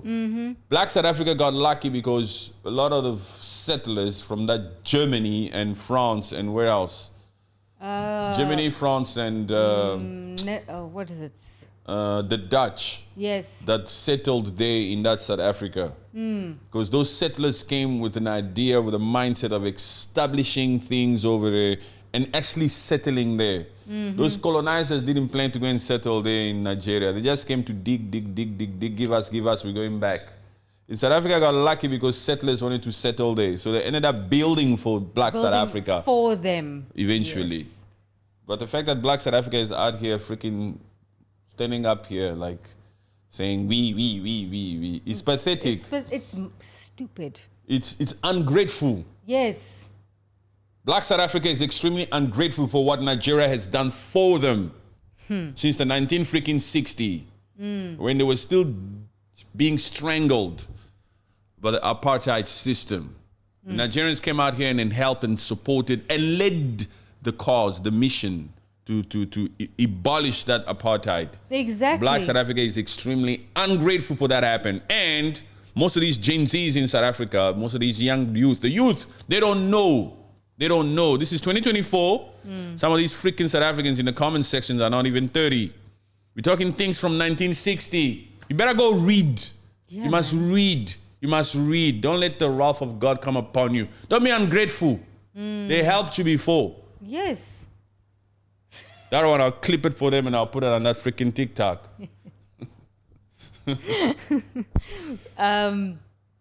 Nigeria's stance on apartheid. Nigeria was one of the most vocal opponents of apartheid on the global stage. It consistently pushed for the isolation of the apartheid regime in South Africa. Consistently? Yes. Some other people did some things consistently for you. You cannot even do anything consistently for yourself other than watching Miss South Africa pageant. They did that through economic sanctions, political pressure, and diplomatic isolation. The United Nations involvement Nigeria played a leading role in the United Nations Special Committee against apartheid, which was established in 1962. Nigeria was under the leadership of various governments, consistently used its position within the UN to advocate for sanctions against South Africa and to push for the international community to take a firm stance against apartheid. So Nigeria was pushing for sanctions against the apartheid regime, the apartheid government in South Africa. Yes, it was for the good and better of South Africa. Exactly. To help abolish that apartheid system. Yes. Yes. They pushed internationally. Yes. Let me just try to go in here because these people are talking here. What's the name here? Let me go from...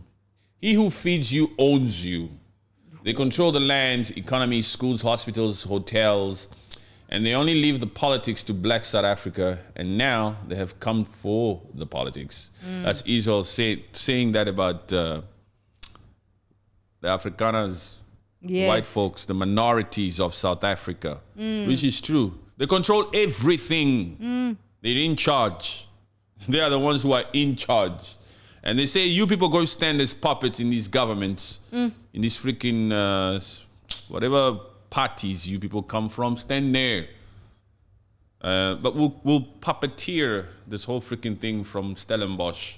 Yeah. We'll do everything from here. But, okay, you guys are messing up. We're going to come in there. We're going to send our own puppets of our own color. We'll send them in there now. These are the elites, the moguls.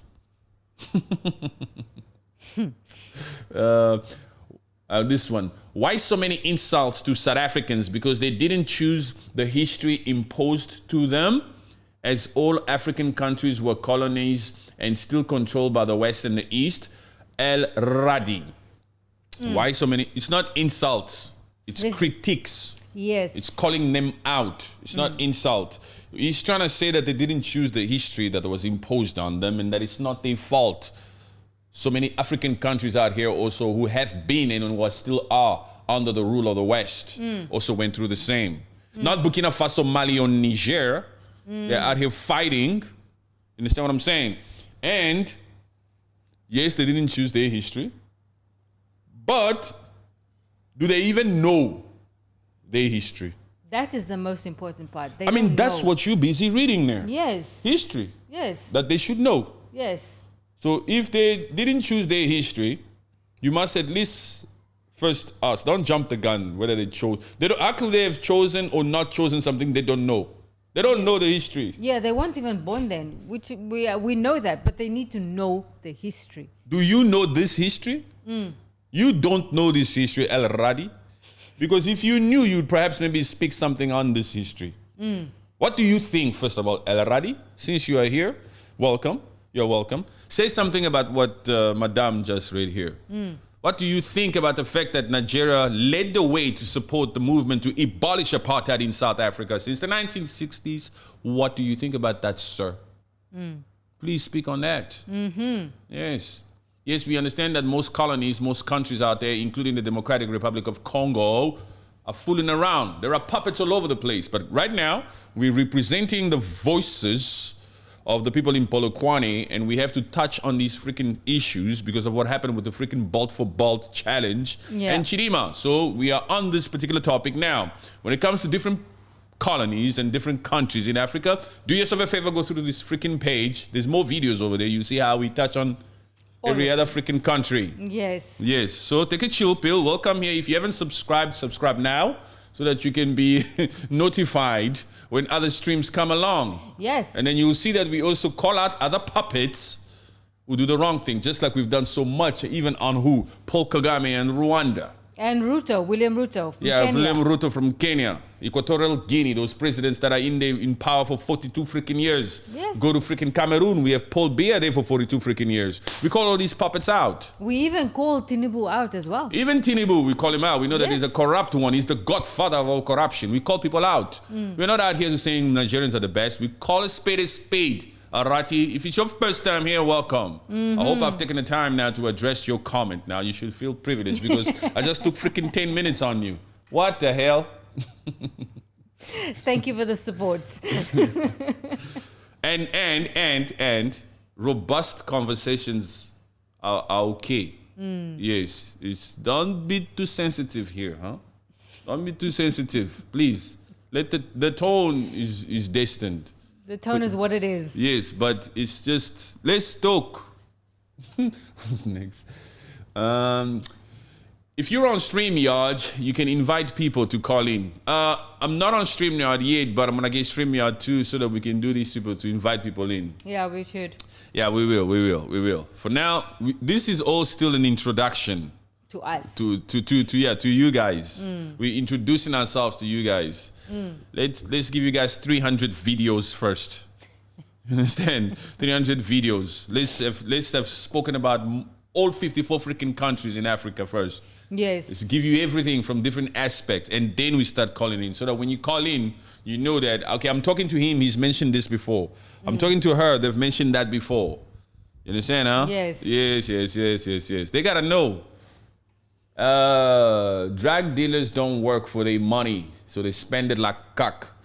This is somebody trying to say, when I was talking about, it's the South African black woman that loves the Nigerian men so much because they splash. It's weekend special, they're gonna splash. And that is that South African cock. So this South African guy came out here. Who is this? This is that Major Web project. I know that name. He was also here, I think, in the previous part. Oh, yes, he was here, yes. Yes, this one speaks like this, we know. But thank you for joining in again. Thank you very much, yes. Although you are wrong, although there are cases like that, there are cases like that, but that's not what we are addressing here. Yes. You need to be real with yourself, projects. You need to be real with yourself. Projects, where are you from? Where are you from? Are you South African? I think he said SA. SA. The other day, yeah. It does not matter what Nigeria did back then. Ungrateful. Ungrateful. How can you actually say something like that? He's ungrateful. Yo. It doesn't matter what Nigeria did back then because he didn't live in those times. Yeah, but you are where you are because Nigeria helped you back then. He doesn't have a spirit of patriotism. He's not a patriot because if he was a patriot, he would have appreciated what Nigeria did for his people. He's not a patriot. He doesn't have the patriot spirit. You understand what I'm saying? I would appreciate and respect and acknowledge people who have done things to help my country. Yes. Yes. Even in the same breath, let me use this example. As much as we're being hard on South Africa now, we also acknowledge the fact that South Africa is also part of the countries that are sending troops to fight in East Democratic Republic of Congo, to fight M23, to fight the rebel groups over there, to destabilize, to fight the rebel groups that are currently destabilizing East Congo. Mm-hmm. Yes. Yes. So we appreciate that part of South Africans, but there's been a podcast on that. We've shown our condolences and we've passed our condolences to the troops that lost their lives in that particular place. Mm-hmm. Yes, we've mentioned that. But this podcast right now, it's about Limpopo and it's about your lack of action or initiative. Yes. About these particular different cases. Mm-hmm. So we will say, yes, well done here. And then we'll also say, what the hell do you think you're doing over there? Yes. Yeah. It's a give and take. Yes, it's a give and take. We're not going to overlook anything. Yes. In this one. Tell them to stop dealing in drugs, human trafficking, prostitution, kidnapping, etc. Man, you need to also tell your people, yes, if you are doing that, Nigerian, stop. I told them. You also tell your people you tell your Afrikaners to stop what they're doing also over there. Then give us your opinion. What's your opinion on Confronting or Orania? Yes. Yeah. I can't He see said, this UFC super fan said, drugs. If there was no demand, there would be no. You shouldn't say the demand is within these black South Africans. Yes, man. So why are they taking it? Because their way of life is crap. Because the puppets are not doing anything. Because they don't have the land. They don't have the money. They don't have the means. That's why they need that substance. And so this is actually saying Nigeria is looking after your situation. Yo, guys. We need like to come together, people. We need to come together. South Africans and Nigerians and all Africans must come together. Don't hate the player, hate the game. Talking to projects. The only business Nigeria knows is selling. Oh my God. Come on, say something else. Can you find another business to do in South Africa other than selling? Oh, come on, project. Projects is just saying the same thing. Please, man. Okay. Stop kidding people then.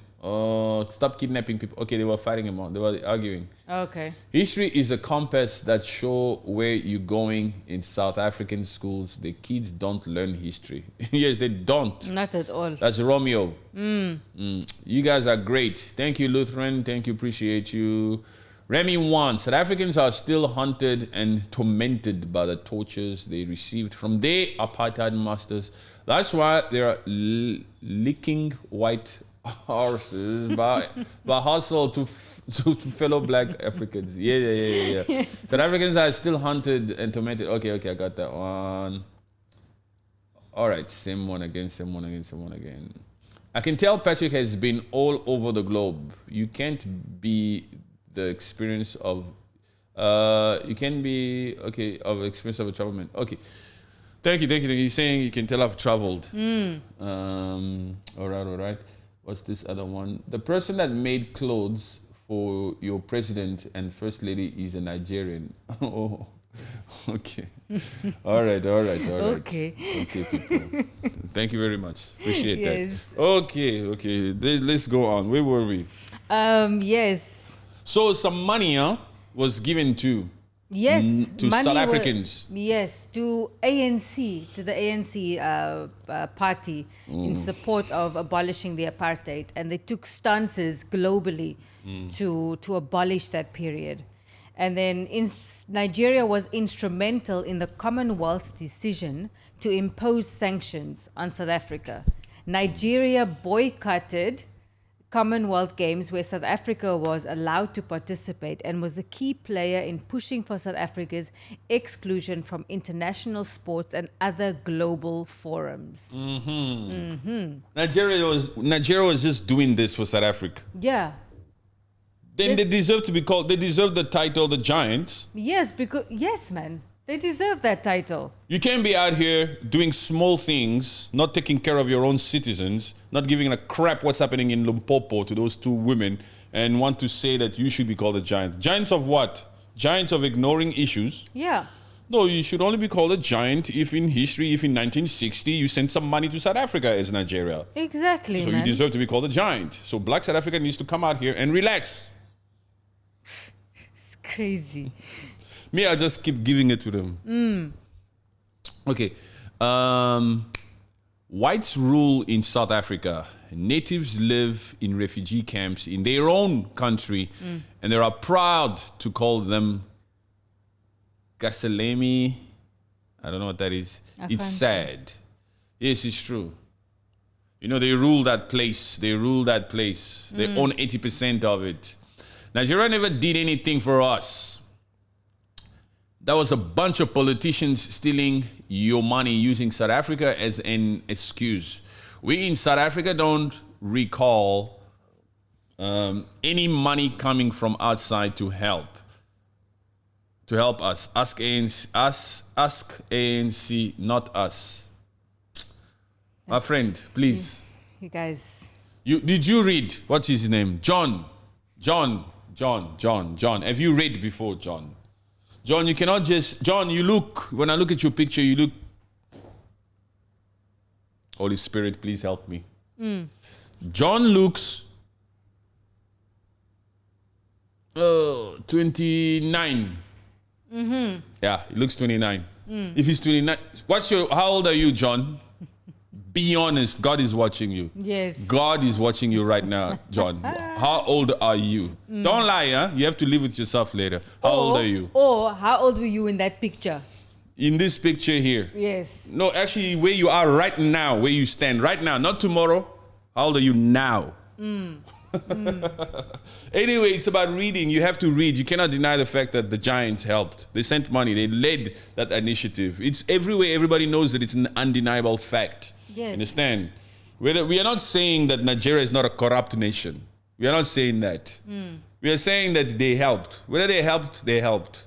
Yes, of course. They made they tried to help abolish apartheid internationally because ANC was a black party then. They didn't have the reach. So obviously they needed help from outside of the country, and Nigeria was that help. John, let me tell you something, man. Nigeria got their independence in 1960. South Africa only got theirs in 1994. That's 3 decades after. Do you understand what I'm saying? So when 10 years in, let's say in the 1970s, of course Nigeria is already free. They got their independence. Yeah. But South Africa down there, they still freaking struggling in that apartheid system. That's why Nigeria had things to say. Yes, they had the freedom to say it and to do and to help South the way they wanted. South Africa is one of the last countries on the planet to have gotten that independence or democracy. It's one of the last countries. Huh? Most countries here in Africa, it's all 1960. South Africa came on 1994. Hey, you come in 1994 and you still want to talk too much. Relax. It's true. That's what's happening here. That's what's happening here. Yes. Only in 1994. These people got theirs in 1960. Now, we all know that it's fake independence. When you get into all the paperwork of independence, most of these African countries also in the West, including Nigeria and all these other countries, Burkina Faso, Mali, and Niger, and all these other countries, it's fake independence. I call it fake independence because colonial pacts were signed with the colonizers. You know those colonial pacts. This is why Burkina Faso, Mali, and Niger are now fighting so hard to get rid of these colonial systems that have been in place for decades. because most of these African countries cannot do anything economically because they are being told what to do. They've signed colonial pacts. Founding forefathers have already signed colonial pacts that gives France or most of these colonizers all the right to do whatever they want to do in these countries to protect their interests, you know? Yeah. So we know if we want to start disputing independence, that's another thing. But just in terms of whatever these puppets could have been able to do, the fact is Nigeria came out here and was assisting Yes, of in course. leading the abolishment of apartheid in South Africa. You have to be grateful, John. Yes, John. Be grateful. Nigerian leaders, particularly those like General Hulos, I cannot pronounce Something this Obasanjo. name. Obasanjo, yes. And then later, President Shagari wrote several letters to South African leaders condemning apartheid and calling for the release of Nelson Mandela and other political prisoners. Those letters also frequently urged South Africa to dismantle its apartheid system and to embrace majority rule. Nigerian leaders sent numerous communications to other world leaders and international organizations advocating for the isolation of the apartheid regime. These letters were part of a broader campaign to build a global consensus against apartheid and to support the liberation movements in South Africa. They don't want to listen to that. Not at all. That kind of truth hurts, huh? Yes. But it shouldn't. It shouldn't. It's a beautiful thing. I hope we could go back to the days where other African countries showed interest for each other like this. I mean, they you can see that they literally took the active role in trying to abolish that regime. Wait. I can't see all of those comments. Let me see. Okay, that was John. There are Nigerian with big businesses in South Africa. Dangote even have a cement factory. Yup. Dangote, he's still getting a lot of pressure about his refinery. You know? Yeah. There's too many rules and regulations over there. They're really after him. You're born and bored South Africans who, oh my God, hoodlums and criminals killed Lucky Dube because of What? carjacking. Did Nigerians teach them that? My friend, also try with the English, please. What are you talking about? I don't know how to get in there. Lucky Dube? You were asked to contribute for your in my secondary school as your white masters. My friend, please, the English, let me skip that one.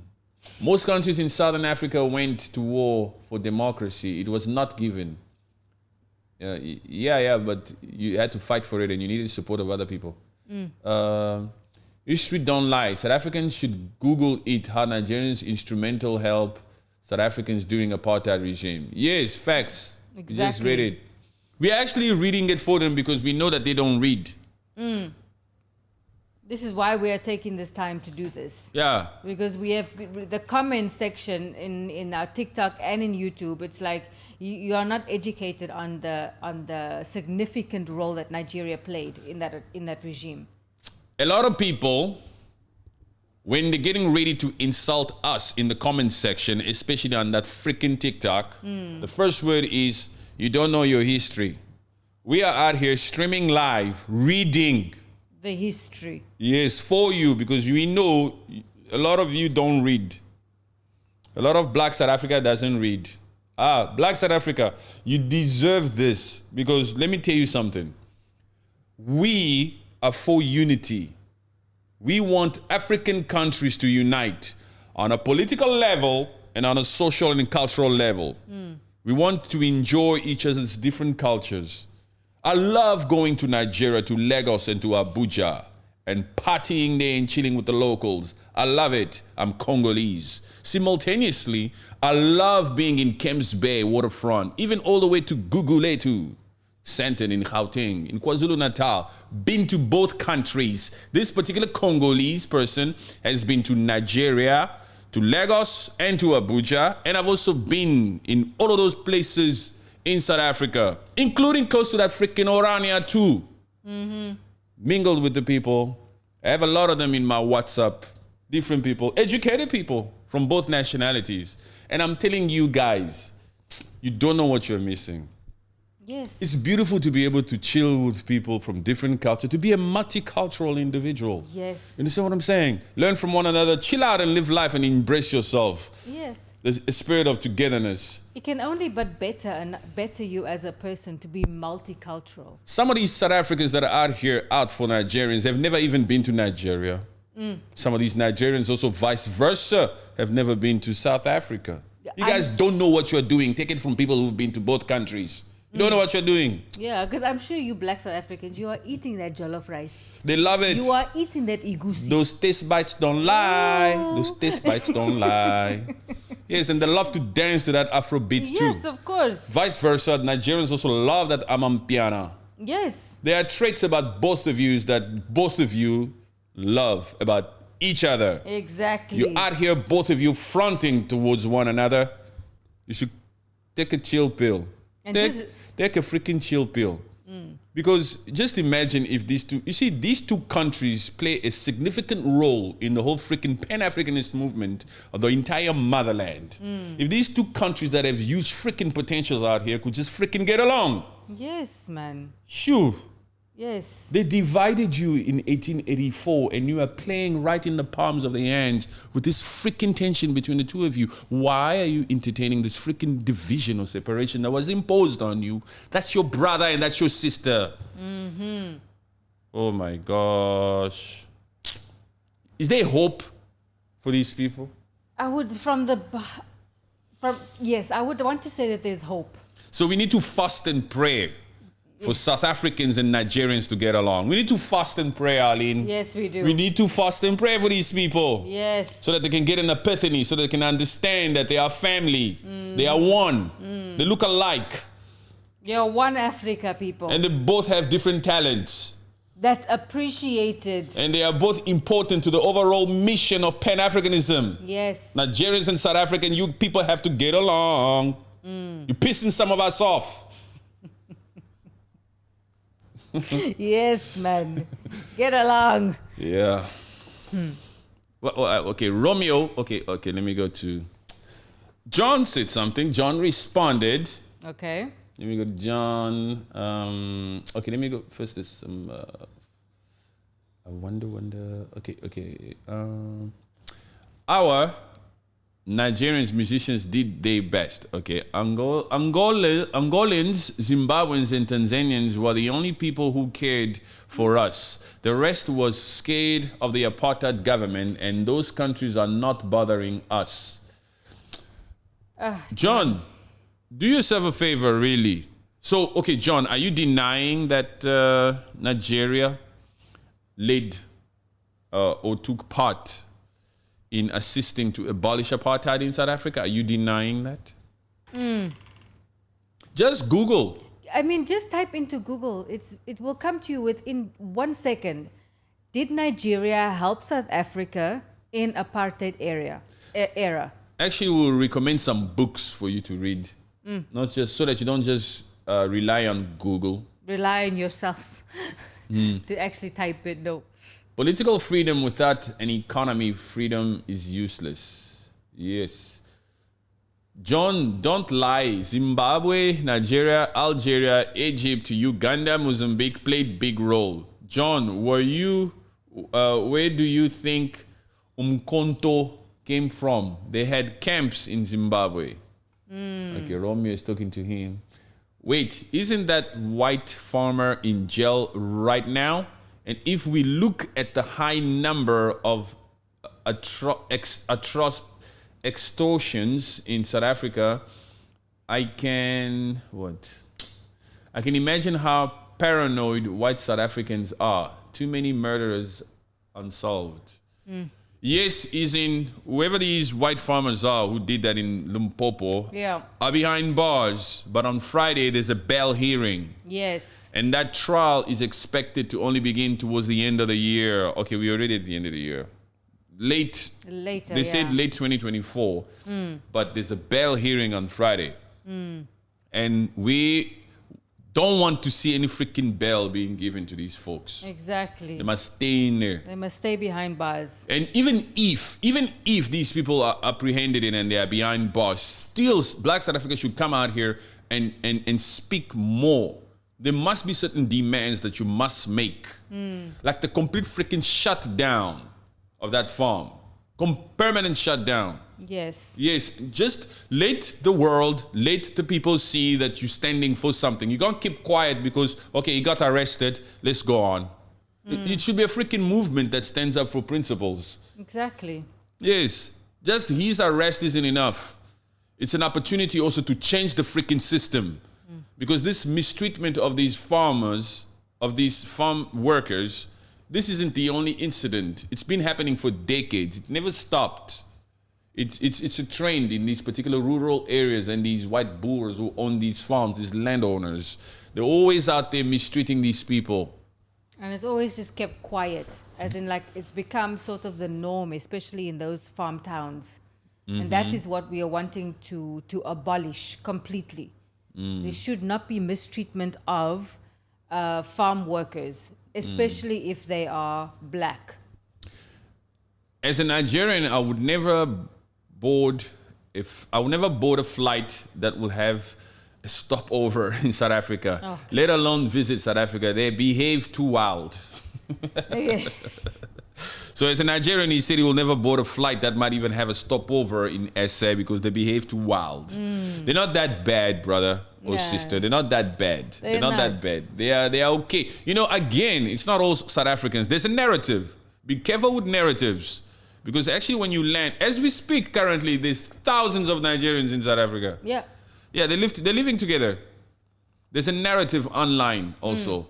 Yeah. So don't always believe everything online, but there is truth in what is happening also. But it's not that crazy, bro. They're not that wild. They're just different to you. Yes. Yeah. Please get the premise right. Nigerians don't hate South Africans. Yes, they don't. Actually, not at all. Actually, they don't hate. I think the dislike is even more. To call a spade, the dislike is mostly from SA. Yes, and the Nigerians are just sort of reacting. Yeah, Nigerians. It's like, why are you calling us out, man? Just relax. Nigeria doesn't have time to entertain that shit. Yeah. Nigeria just reacts. Yeah. All the time. It's like, you cannot do this, so okay, I'm just gonna react because Although they're not doing any xenophobic protests. No. Man. Now, this argument that some people will say, no, but they're selling this, they're selling that, drugs or whatever. There are some bad apples. There are some bad apples everywhere. Yeah, naturally. Yes, there's bad apples everywhere, but it mostly comes from SA side. Because SA is the one who feels as if the opportunities is being taken away by these foreigners that come to SA. Yes. What opportunities? There's no opportunities. What opportunities is there in South Africa, by the way? South Africa, let me talk to you for a second. There's no freaking jobs over there, man. There's no opportunities. What is it? They're taking our opportunities, they're doing this. No. Most Nigerians don't even work in these freaking corporate places or these places. They're just entrepreneurs. So be yourself an entrepreneur if you need to be as a South African. Yeah, make your own opportunity. Yes, most Nigerians in that South Africa are entrepreneurs. Now, some of them will come out here and say, yeah, they're selling these substances or those substances. It's not all of them. Like I said before, you get bad apples everywhere in the world. Yeah. But the point here is there's no opportunities to being taken away from you. You need to get up and do things for yourself also. What the hell? Everybody's out here doing that. Every freaking government out here is corrupt. and everybody out here is trying to make it. Yes. South Africans want a handout. They want a complete handout. Jesus. That spirit doesn't get you nowhere. So, okay, even if they remove all the foreigners out of South Africa today, Black South Africa will still be where it is. The land will still be in the hand of the freaking minority. Yeah. It's not like it's going to change. You should actually be lucky that you have some foreigners there. They're helping you see a different way of life, a different perspective. Because what experience do you have? You only came out in 1994. Some of these countries came out in 1960. Yes. They've traveled. They have experience.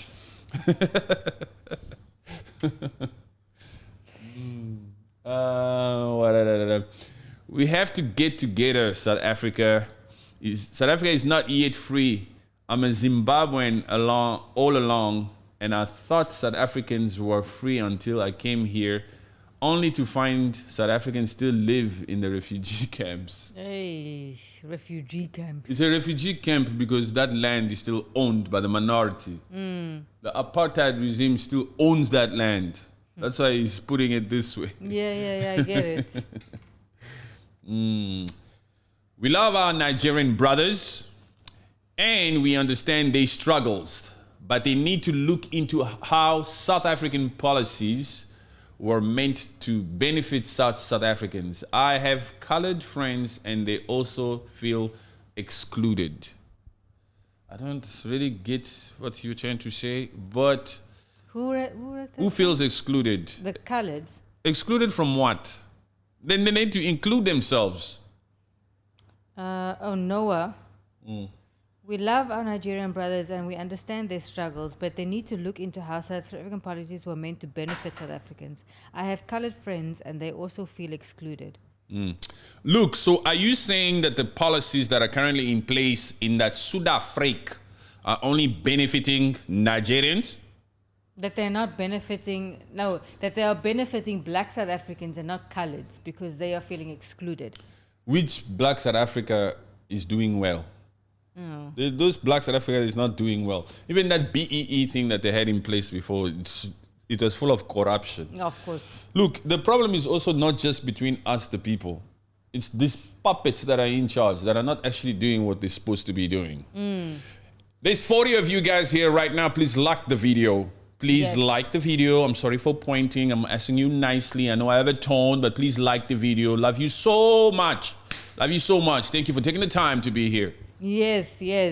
Thank you very much for your continuous support. Please, thank you very much. And hit the notification bell as well. I have a South African national who came here to study during the apartheid regime. And he's still here as a professor in our university. Now, you see? You see, that particular professor, that particular South African who now lives or resides in Nigeria, couldn't give a crap about these freaking narratives that's happening here. He's out there saying to himself, I love this culture. Yes. You know, being in Nigeria, it's like being in a freaking carnival, huh? A festival. There's always a freaking vibe. Like, I feel like there's always joy with Nigerians. They're always ready to feast. Man, there's a vibe, huh? Yes. Oh, I mean, I've like I said before, I've been to Lagos, I've been to Abuja, I've been to Cape Town, I've been to Johannesburg. I'm telling you, there's a vibe in Lagos. Just imagine. If we can be dancing to Afrobeat from outside of Afrobeat like this, outside of Nigeria, imagine being there. Yes. There are songs you haven't heard of. There are beats you haven't heard of. The way of life, the freedom, the chillness, it's so cool. Yeah. Oh man, you have to like experience it. That's why a lot of them, you know, this is an unnecessary tension. Completely. Nigerians have more experience with South Africa than South Africa has with Nigeria. Exactly. Because South Africans, they don't want to go into Nigeria. I don't know why. Nigerians have traveled more. South Africa just used to travel a lot to that UK. Let me go to UK, but Nigeria runs UK also. Nigerian UK nationals, there's a lot of them. There's a lot, man. Nigeria has more experience when it comes to being multicultural. Nigeria's been out there. That's why they just respond. Like you said, they just react to South Africa. Black South Africa will say some shit or do some shit and then Nigeria reacts. Yes. But Nigeria is not out here to initiate any form of freaking challenge or any form of freaking aggression or confrontation. They're too busy making money for that.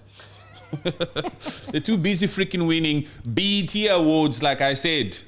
Yes. Yeah, they're not in the mood to start some stupid shit. If there's no money there, Nigeria's not there.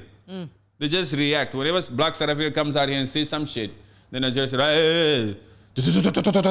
Yes. Out. And then everybody comes out. And the Nigerian took it to another level. Yeah, why do you let sleeping lions lie? Or sleeping dogs? Let the sleeping dogs lie. Let the sleeping dogs lie. Yes. Yeah, don't provoke. Don't provoke the giants. Why insulting Black South Africa, guys? We're not insulting them, we're calling them out. There's a difference. We are just asking, well, we're just wondering on how they are just living in these situations. They are just allowing things to happen around them without them reacting. Yes, we are calling them out because 2 women lost their lives there in that Polokwane Limpopo, and South Africans are out here quiet, not doing anything. But when it was about Chidima, they had stuff to say. Yes. So that's why we're calling them out, to answer your question, my brother. That's why. And we still love them with the love of the Lord. Yes, always. But we're calling them out because they too quiet when there's an atrocity that just happened. I mean, am I talking English here or Chinese? Does this sound like I'm picking a side? No, there's no sides. This actually should sound like I care about those particular South African lives. Those 2 women. We are here talking for these. You see, it's about perspective. It's about perspective. We are outraged at the fact that 2 South African, like a South African woman and a foreign national, those Africans whose lives was robbed at that farm in Polokwane. We are outraged by that act, that we are out here saying, Black South Africa, wake up, what you think you're doing. I don't understand where the confusion is happening, where you are thinking that's an insult. There's no insult. When we're coming out here to say, you're too quiet, stop sleeping, go out there and protest or do something, change the system, say something, don't be quiet. Why are you understanding that to be an insult?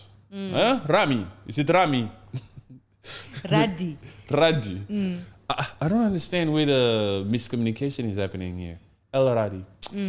Those farms should be taken from those white farmers in Limpopo. Yes, Romeo, that's what we've been saying here. We're calling them out. They should shut them down first and definitely taken away from them. We don't care if they've owned those farms for decades. We don't care. Don't care if it's a generational thing there. Yeah, we don't care. We're taking it. Yeah.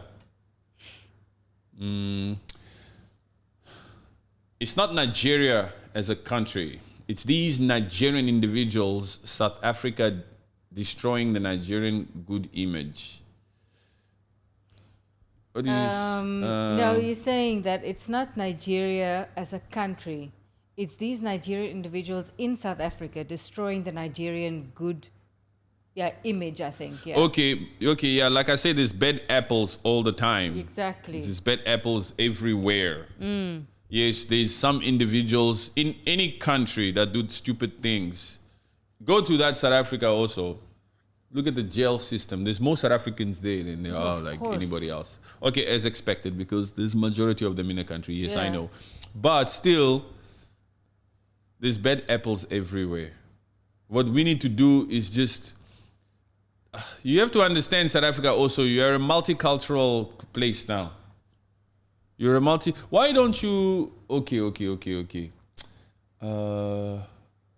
Gauteng. Anyway, I'll get to that story in a minute. Let me go to... Both nationalities are writing in horrible English. So this one is like... Let me check the comment section. Yeah, he's going through. These people can't write, man. How is he supposed to talk here? This one is out there saying, these Nigerians don't know how to write English, and these South Africans also don't know how to write English. These both nationalities can't write here, man. What's that? The Lutheran. Yeah, Lutheran. Yeah, I'm having a problem trying to read this shit, man. I have to zoom in and say, what? And then you have to take it. Yes. Mugabe kicked off Mkunzweni and other South Africans apart for those who were working for white farms owned by South Africans, white farmers. Okay. You both are doing a great job. Nigeria government and South African government are using their citizens as a scapegoat. Yes. Yes, these freaking puppets are out here quiet.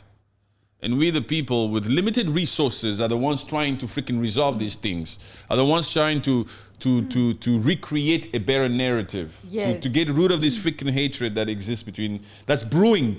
That's this tension. Yes. You know? The puppets are freaking sleeping. They just want to get voted for. And then they go doing their own freaking things. Yes. Yeah, and we are trying to paint a better image. The puppets are not doing what they're supposed to be doing. The whites are in your country, depleting your wildlife, killing your pig, your big five on daily basis, killing it, calling it a sport. You guys are cowardice towards oppressors, but aggressive towards fellow Africans. What a shame. That is facts right there. Yeah, that Remy says. It's true. Yeah. They use them. That's 7% of white minorities in South Africa is out here even killing the big five. Yeah, they are hunting. They are, that's true. It's a sport. And they have free land. They're killing. They're used to freaking hunting and all this stuff. That's why they come out and do stupid shit like this in Limpopo. Yeah. They walk around with unlicensed firearms. And they do this shit. At 19, what are you doing with an unlicensed firearm? What kind of culture is this that you people want to preserve? Yeah, I mean, you just finished school and you're already walking around with an unlicensed firearm. Jeez. Let the law take its course and stop yapping. Okay, Priya. Thank you, Priya. Priya. This one doesn't have a backbone of fighting. So she'll be out here just to talk some shit and then she'll go quickly and go. She'll go to the mall soon. Yes, she doesn't have time for this. She doesn't have time to change. I told you, Priyas are out here only protesting against individuals. This is the type that will protest against an individual, not against a system. Yes. They're not protesting against any change. Yes. No. She doesn't understand, and she doesn't have it in her to understand that there's a system here that must change. There are policies. And that this particular act that happened now exposes a certain system. This act, this supposed thing that happened on the 17th of August, Priya, has just exposed a certain system that exists there. That's been happening there for decades. Exactly. Yes, this one came out to expose that. Can you understand what we are saying to you? It means if you don't try to use this particular incident to change a system, a way of life that these people in these rural areas have been exposed to for decades, it means you don't care. It means you don't care. You want to pick your battles. Yes, it means tomorrow it will happen again. And those particular whatever farmers will try to do a better job. And hiding it. To dispose of it in a different way. Yeah. Yes. This particular chick is out here to just say, leave it in the hands of the law. What's your problem? Let's go and eat. This is a lazy mindset, this one. This one is the one that also knows that Orania is a white and only town in that South Africa, but she doesn't want to do nothing. She's satisfied with the breadcrumbs that she has. This particular one. She probably doesn't even know Fontaine. No. No, probably not. Priya.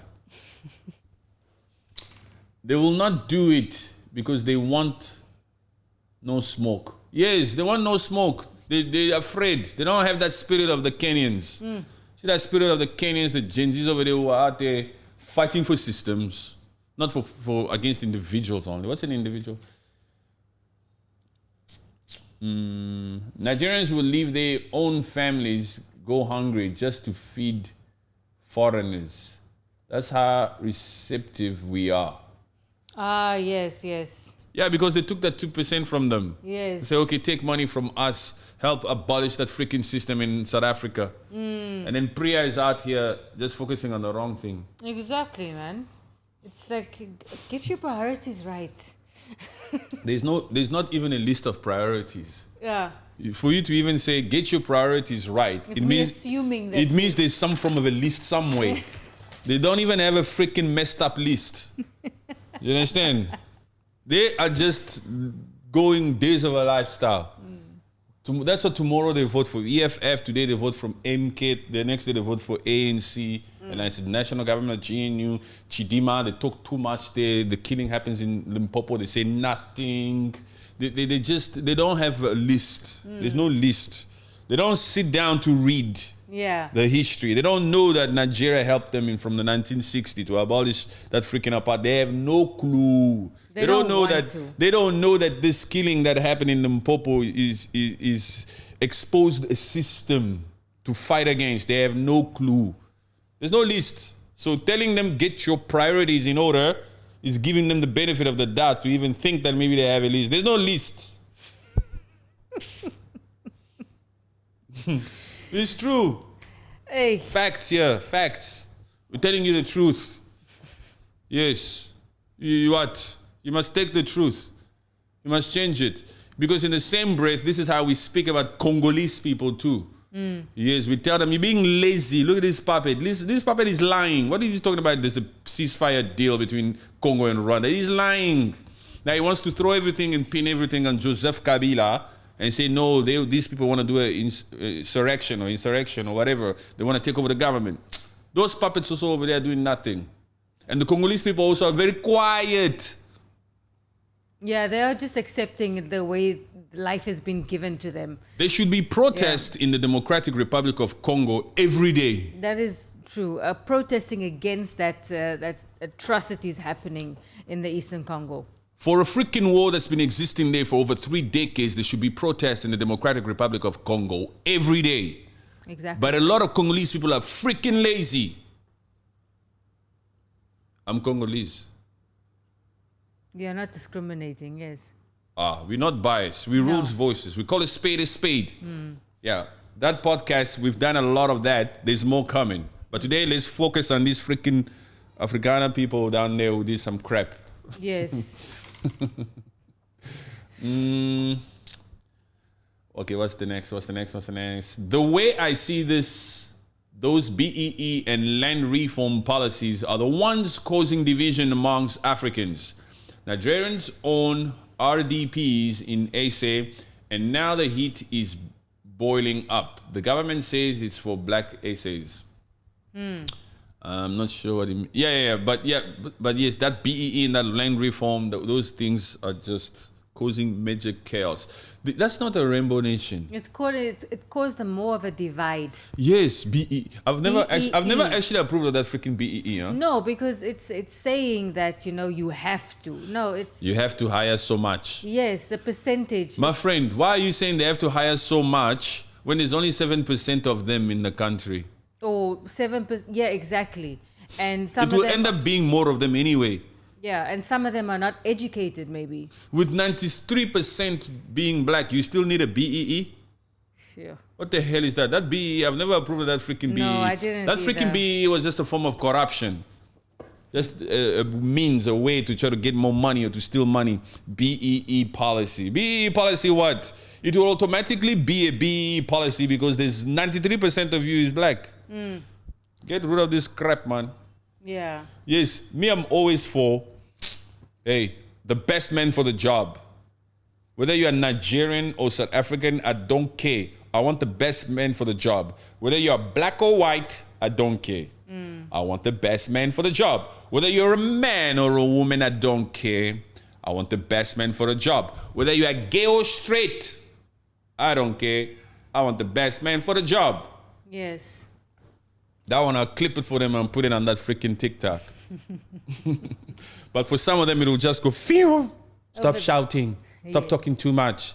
Here's another arrogant, angry brother. Stop talking too much. Go do that in your own country. Stop talking about our country. You know those small little voices that are always in the confines of certain comment sections? They'll talk like that. Yeah. But I'll say, hey, go read.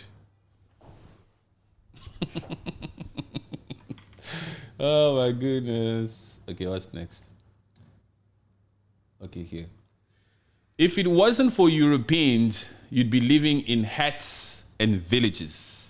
Howard.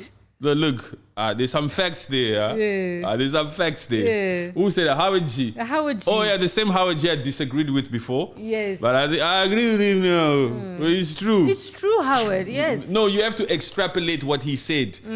Don't take it complete literally, but you have to extrapolate it in terms of thinking for development. Look at some of these other African countries. They're not working to develop their countries at all. They're satisfied with freaking breadcrumbs. That's why Museveni from Uganda comes out and tells these people, we're giving you cheap food. Why are you angry? They say, what, Museveni, what you mean cheap food? They want to eat good, great food. Why are you satisfied with breadcrumbs? Yes. It's that kind of thinking. Museveni, for example, the president of Uganda, he used to be what? A cattle hurdler. Cattle farmer, yeah. A cattle farmer. You think a cattle farmer is thinking 5-star for my country, 5-star for my country? No, he's thinking that hut is enough. The rain is the water coming in? No. So what's your problem? Just sleep. The wind is not blowing it over. It's okay. Is the wind coming in there? No. So what's your problem? You people, you want too much. This is true. It's true. Some of these puppets out here saying you don't need to give them too much. They are used to this. Yes. You understand what I'm saying? So I agree with how I mean, I understand where he's taking that.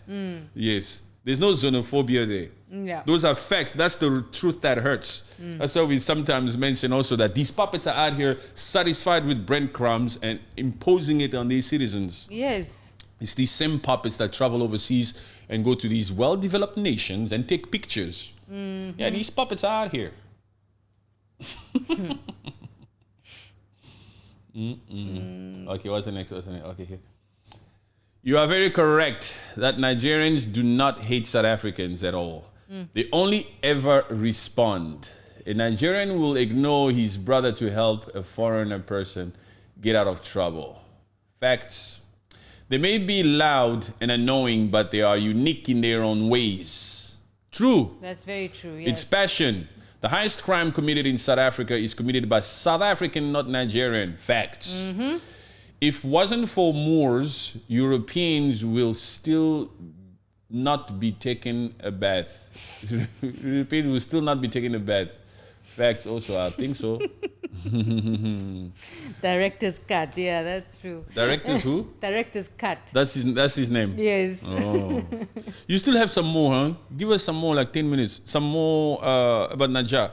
Naija. Yes. Yes. Naija and South Africa. Today it's about Nigeria and South Africa. They love each other so much. They've been pretending for decades. South Africans love Nigerians so much. They do. They love these people so much. They love each other so much. This is just a narrative that exists out there. Deep down, they truly care about one another. Yes. Yeah. Of course they do. It's the truth. Yes. They will be in the comment section soon just praising one another. Yes. A spirit of unity out here. Nigeria's global advocacy against apartheid. So they did the oil embargo. One of Nigeria's most significant actions against apartheid was its decision to impose an oil embargo on South Africa in the 1970s. Because Nigeria was the major oil producer, Nigeria's refusal to sell oil to South Africa was a serious economic blow to the apartheid regime, which relied heavily on imported oil. This embargo was part of a broader strategy to cripple the South African economy and force the government to reconsider its apartheid policies. Yes. So they even went as far as saying, we will not do business with you. Yes, and this is taking money away from their own economy as well. Yes. No, they choose to sell it somewhere else. Yeah, possibly, Yeah, yes. they can say, we'll sell it to somewhere else because we're rich in crude oil. Yeah. We'll sell it to somewhere else. We're not going to sell it to you guys because if we sell it to you guys, it'll only but give you more muscle to continue with this freaking apartheid regime, to continue to inflict pain on these black folks. We refuse to partake in any form that will give you advantage. Yes. Yes, we refuse to do so.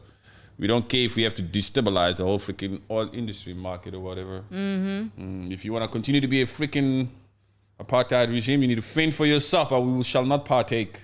Yes. And their refusal to recognize South African passports. Nigeria refused to recognize the South African passports during the apartheid era, effectively barring any diplomatic or economic relations with the country. This policy was part of Nigeria's broader strategy also to isolate South Africa on an international level. What? They went as far as that? Seems like it. So it's not just the support that they gave in terms of monetary, in terms of money. They also started to implement certain policies or stance that would still somehow put pressure on that apartheid regime. Yeah. We refuse to recognize you Yes. as a sovereign country, as an independent country or anything. Yeah, that passport we refuse. No, that passport Because doesn't of what exist. you are doing to those South Africans. Yeah, it's true. They took a stand. So in other words, in the 1970s, Nigeria said to itself, we refuse to do business with you, South Africa, because of the way that you are treating black South Africa. Yes, we refuse to do business with you. We will not sell oil to you. We will not recognize your passports or your anything. We refuse. We're cutting all diplomatic ties with you. We'll do this to put as much pressure as we can on you until you unequivocally rebuke that freaking apartheid system. Until you abolish it. Until you Yes. abolish it. And we're doing this because we love the black South Africans over there. That's what Nigeria did in the 1960s and 1970s. Yeah. But today's black South Africa doesn't know this because they don't read. Because we're talking about 1960s, 1970s. They don't care about that. They don't care about that. Or maybe Yeah. they haven't been told, huh? So I that's don't- why we got this podcast going. Yes. Hopefully they will listen to this. Maybe they'll have a change of heart Yeah. and understand that those particular people actually do care about them too. At least history does. History shows it. Black South Africa. Nigeria was a founding member of the Organization of African Unity and used this platform to rally other African nations against apartheid. Nigeria was instrumental in the African Unity Organization's decision to designate apartheid as a crime against humanity and to support armed struggle against the South African regime. The Nigerian government also hosted numerous meetings and conferences aimed at coordinating African support for the ANC and other liberation movements. Sure. Nigeria was big. Nigeria was very much involved. And someone here says, who's this? Athena O. Now Nigeria sells us D. You know that DRUGS? Athena. Yeah. At least for you to say now they're doing that, it means you agree with what they did back then. You recognize that You they recognize that they did help. That took it, at least they did. So since you at least recognize that, we need you to at least try to entertain the idea or the thought perhaps that we get bad apples everywhere.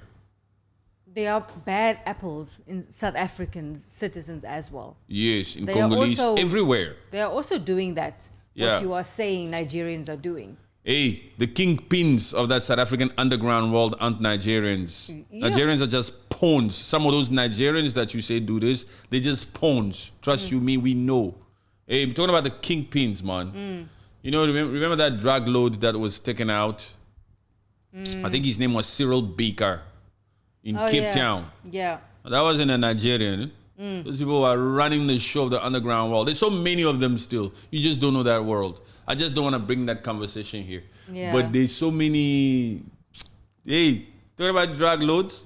Talking about drug loads. The load. Don't look at don't look at the pawns or the puppets. These drug lords over there, the top dogs of that Yeah. world, those people that sell those things in those industries, it's their own. It's their own. It's true. Especially in that colored community. There's a lot there. Huh? And they have international relations too with the people outside. It's true, that's how it operates, That the is mafia true. world, the underground world. Yes. So it's not that little thing that they're talking about. They think the boy who's pulling up here, the boy who's pulling up in the car, is also the one. He's just a what? He's just a worker boy maybe. Yeah. One of those bad apples. It's not all of them that do that, but if there is some that do that, this is a pawn. He's not the one selling. Look at this one. Athena. Yes. Nigeria was a key proponent of the cultural and sporting boycott of South Africa. The Nigerian government refused to allow South African teams to participate in any sporting events in Nigeria. and boycotted international competitions where South Africa was allowed to participate. This boycott extended to cultural exchanges, with Nigerian artists and intellectuals refusing to participate in events that included South Africans from the apartheid regime. Jeez. Yeah, they Another took one. it. This guy, the Lutheran. Is it true that both nationalities are fighting over South African women? If this fight is about women, then I can understand. But black South African of all colors are made of gold. Okay. It's the South African women that loves the Nigerian men so much. It's true. That's where it started. I mean, what else was the jealousy for? It's always about women. Stems from there. That black South African woman loves the Nigerian guy. The Nigerian guy doesn't believe in 50-50. The South African black man believes in 50-50. Yeah. Especially in that Durban. They believe that the woman must also go to work. Go to work. You also bring the money. And then he also goes to work and he also brings the money. Together we put our monies together and then we see how we live life. Now Jack guy doesn't do that. You can go work, but you can keep your money for yourself. Jack guy says, "What? I beg, put your wallet away. What's wrong with you? Make you look. Don't insult me like that again. Why you did take out your wallet?" The next thing, champagne. Wah! Champagne flow. And then the South African man is standing in the corner. What? Watching. And it's the South African woman sitting right there. Hey, your boyfriend is here. You better go. Isn't that your ex? You better go. No, I don't want to go there. No. I was just, you stay here. What you want to drink? Tell the waiter. It's true. Yeah. No jokes, man. There's those social aspects. We saw it. Yes, anywho. But Nigeria's efforts against apartheid, they were extensive and multifaceted, combining financial support, diplomatic pressure, and global advocacy to challenge the apartheid regime. Nigeria's actions were driven by a strong belief in African solidarity and a commitment to the liberation of all African people from colonialism and oppression. The legacy of Nigeria's anti-apartheid stance continues to be remembered in South Africa, where it is acknowledged as a crucial support in our fight for freedom. Not by Black South Africa. Black South Africa, you need to remember this. How can they remember something they don't know? Hey, now you know. You Hopefully. watch this and now you know. Yes. Change your idea or thinking towards Nigerians. All Africans can say whatever they want. It's okay. But for us, a fight is against our government and illegal immigrants that commit crime. We want to walk at night without worrying about safety. You know how many South Africans themselves, especially in that Gauteng, John, who are committing these crimes? Yeah. I lived in Johannesburg for 5 years. Fine, I was in Sandton, but even when I would go to that Hillbrow, John, I hope you're listening, huh? I'm talking to you about facts, and I'm even naming your country by area codes. When I would go to that Hillbrow next to that Ponte City, you know that Ponte, that Coca-Cola building that looks round like this? Yeah. Around that area, it's messed up now. But, hey, the South African criminals there, South African boys, you know what they used to do? Even the stories that come out there, they'll see you like this. They're so freaking experienced in their crimes doing that they'll come up to you and tell you, my friend, take your SIM card out of your phone. Just take your SIM card, man. They're so freaking confident. Those criminals. We don't need the SIM card. Keep your number. He says, look, I know that thief is so freaking confident and is so well experienced that he knows that you will need your own SIM card. He's thinking for you even. Yes. Just take your SIM card. You'll be thinking, what you mean take my SIM card? Take your SIM cards. Give me the phone. This guy is telling me to take my SIM card and that I must give him the phone. He's robbing me now. And then he starts hitting you. He's robbing me now. Yeah. But he's thinking about my SIM card. You end up taking out your SIM card. Instead, you take your SIM card and you give him the phone. Says, Thank you. Go. You see that kind of level? That's from South African men that I've experienced there. I'm telling you, there's a lot of them, huh? You have to watch your whereabouts when you're in that, especially that Gauteng. Yeah. Ooh, crazy. Anyway, we give them good South African products and businesses like ShopRite, MTN, Mr. Price, etc. But all Nigerians can offer is do, and do. He's talking about those guys. Stop with the mentioning of that now. This one maybe he's had a dispute with them before, with one of the Nigerian guys. That's in that regard. He's still in that mindset. Yes. This is purely a business decision. Bad apples are everywhere. Like I've just given you a description or an incident, a story about what once happened in that Gauteng. We are the big brother, and our actions towards fellow Africans have proven that. Nigeria is the big brother. Nigeria. Yes. Anyway, guys, thank you very much for joining the show. I think that's it for today, huh? Yeah. For today. I have to go to gym. I want to go to gym. I want to go swim. Don't you want to go swim and gym? Yeah, I just need to go gym. Yeah, we've been sitting here for 2 hours and 40 minutes. I hope you guys appreciate it. Please like the video, like and subscribe. We'll be back tomorrow. So we stream all the time. Follow our TikTok page. It's robust over there. Follow us on Instagram. Everything is in the description. Thank you so much for joining the show. We appreciate you guys. At the end of the day, these are just conversations. Yes. At the end of the day, it's just spreading and discussing. Rather, let's talk. Let's not fight. I love you, South Africa, and I love Nigerians. I love the entire motherland. But we call a spade a spade. If you go out and do some stupid shit, we're going to call you out on your bullshit. Exactly. Yes. So love you very much. And you guys take it easy. And yeah, it's time to gym now. My well-being is also important. Yes. Self-love. I've drank 2 cups of coffee. I need water now. Yeah. Yeah. And I need nice meal after that. Yes. But Nigerians should also be a little tactful about them stealing South African women from their men. I feel for the South African men. Yes, you have gyms in Africa. This one. Such a No. We don't have. We don't have. No, we're gonna go swing from a branch in a tree. Yeah. That's what we're doing. And we're going to go swim in the river.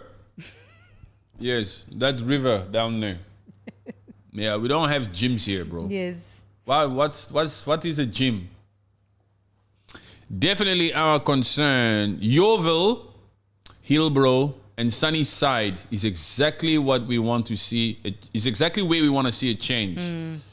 It's where illegal immigrants are residing. You are right. There's a lot of them there. Yeah, right. And I also saw that the South African police, they are doing some raids on foreigners right now, undocumented foreigners. They always do that. Yeah. In 1991, when I first went to South Africa, I lived in Hillbrow, John. Hillbrow, that's where Ponte is. You see Ponte? That building with the Coca-Cola sign on top. Yeah. Hillbrow. I lived in Hillbrow there. I lived in that building. On the, which floor was that? 31st floor or something like that. By that time, it was a posh area. 1991. I went to South Africa during apartheid days. Huh? In 1991, that's when I was living in that Hillbrow. But we're talking 3 decades ago. Yes. Not that entire Hillbrow. It's completely changed. Woo! That's where all these activities happen. All these selling of all these different things. It happens in Hillbrow. Yeah. Anyway, so John, much love to you, brother. Nice to meet you. Please like and subscribe. Thank you for being a part of the show and all that. We appreciate you guys, and we'll catch you guys tomorrow. Yes, thank you very much, guys. We'll catch you guys tomorrow. Yes. It's been almost 3 hours here. Yes. God bless you. Much love.